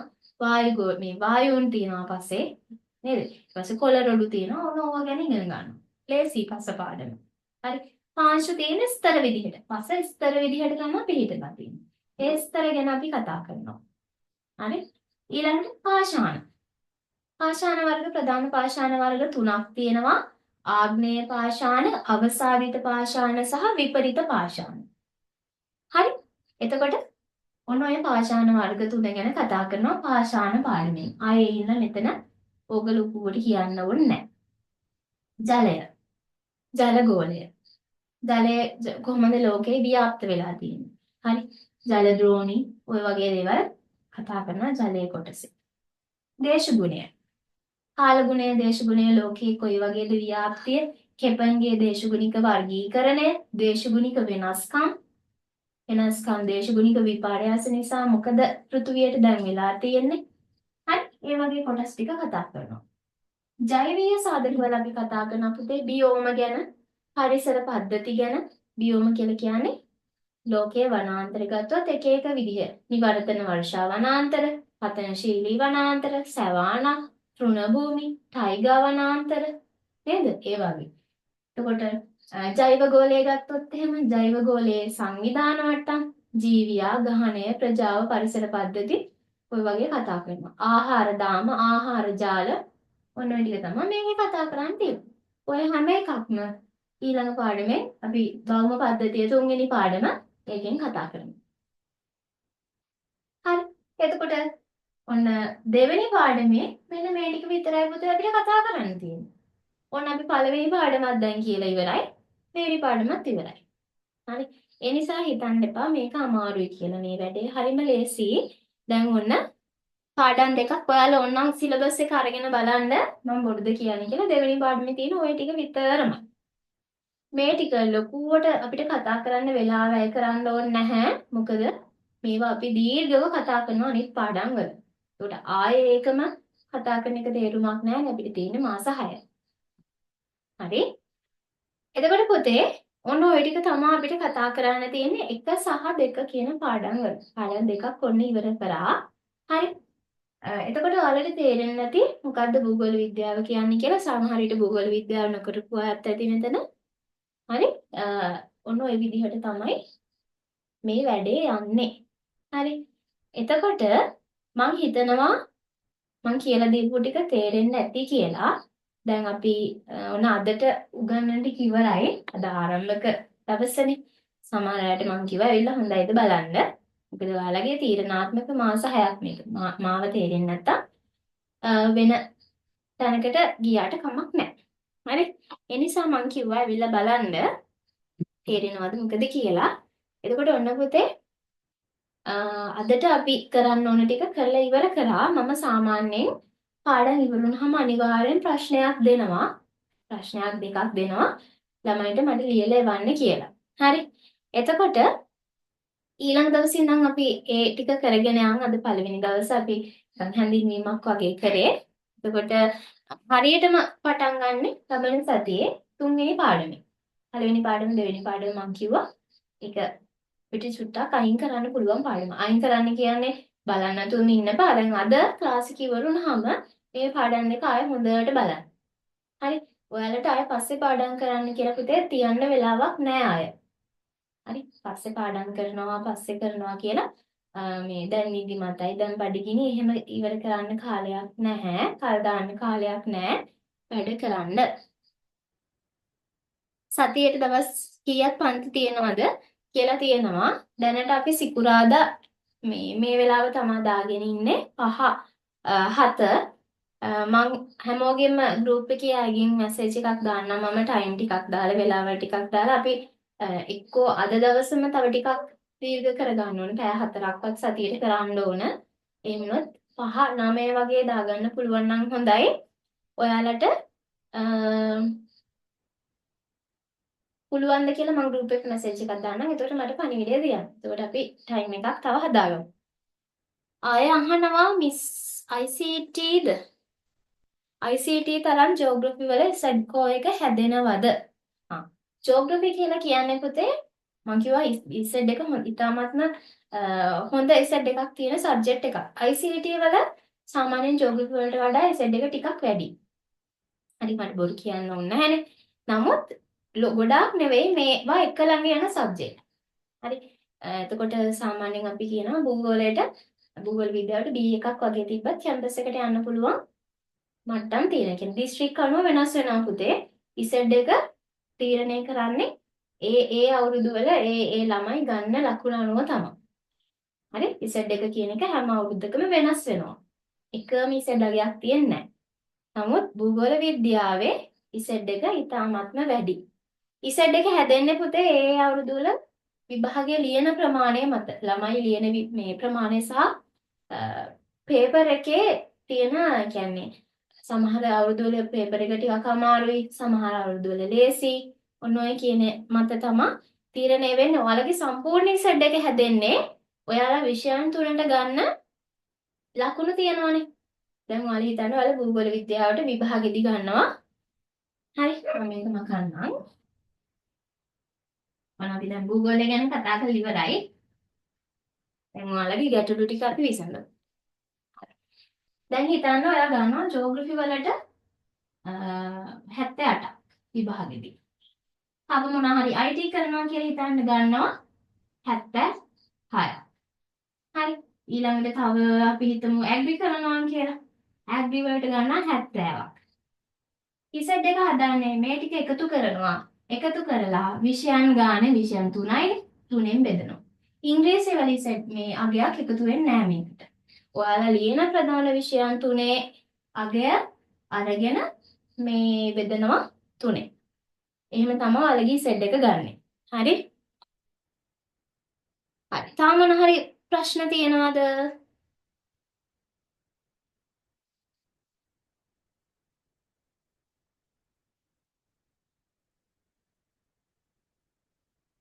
හරි. එහෙනම් මට පොඩ්ඩක් දාන්න මැසේජ් එකක් කොහොමද ක්ලාස් එක හොඳයිද?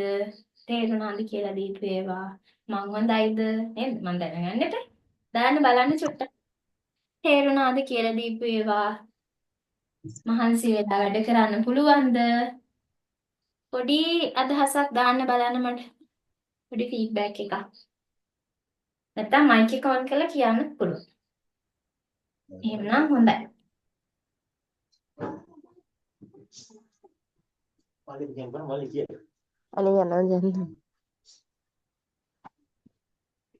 හොඳට තේරුණාලු.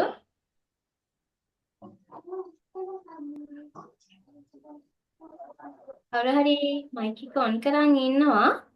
කතා කරන්නද හදන්නේ අපිත් එක්ක? හා හා ක්ලාස් එක හොඳයි කියලා තියෙනවා. අනිත් අය කොහොමද?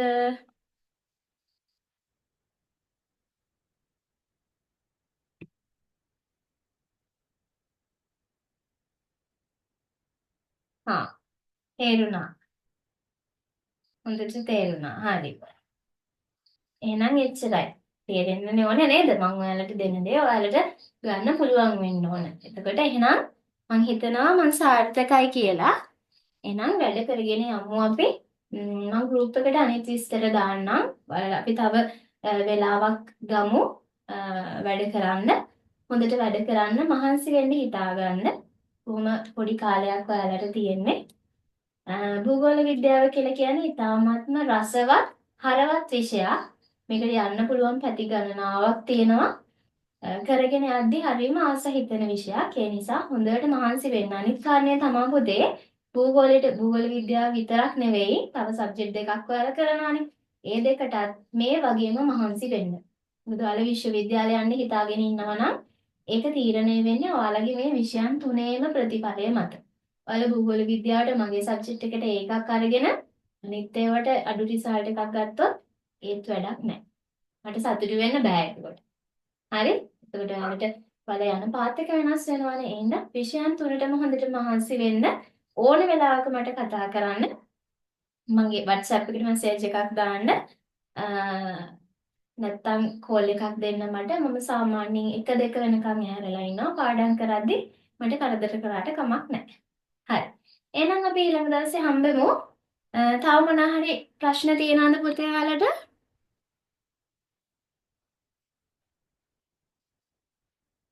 තව මොනවා හරි ගැටලු තියෙනවා නම් අහන්න.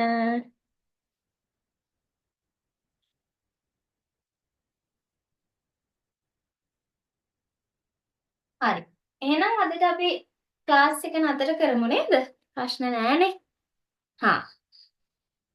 ඊළඟ දවසේ හම්බෙමු. මම අදාළ අනිත් විස්තර ටික ගෲප් එකට දාන්නම්. ඔයාලගේ යාළුවෝ ඉන්නවා නම් අපේ ක්ලාස් එකත් එක්ක සම්බන්ධ කරන්න ඔයාලට ක්ලාස් එක හොඳයි කියලා හිතෙනවා. හරි. හරි. එහෙනම් හැමෝම හොඳට වැඩ කරන්න පුතේ පාඩම් කරන්න මහන්සි වෙන්න. බුදු සරණයි හැමෝටම. Thank you, Madam Hussainai. හරි පුතේ බුදු සරණයි.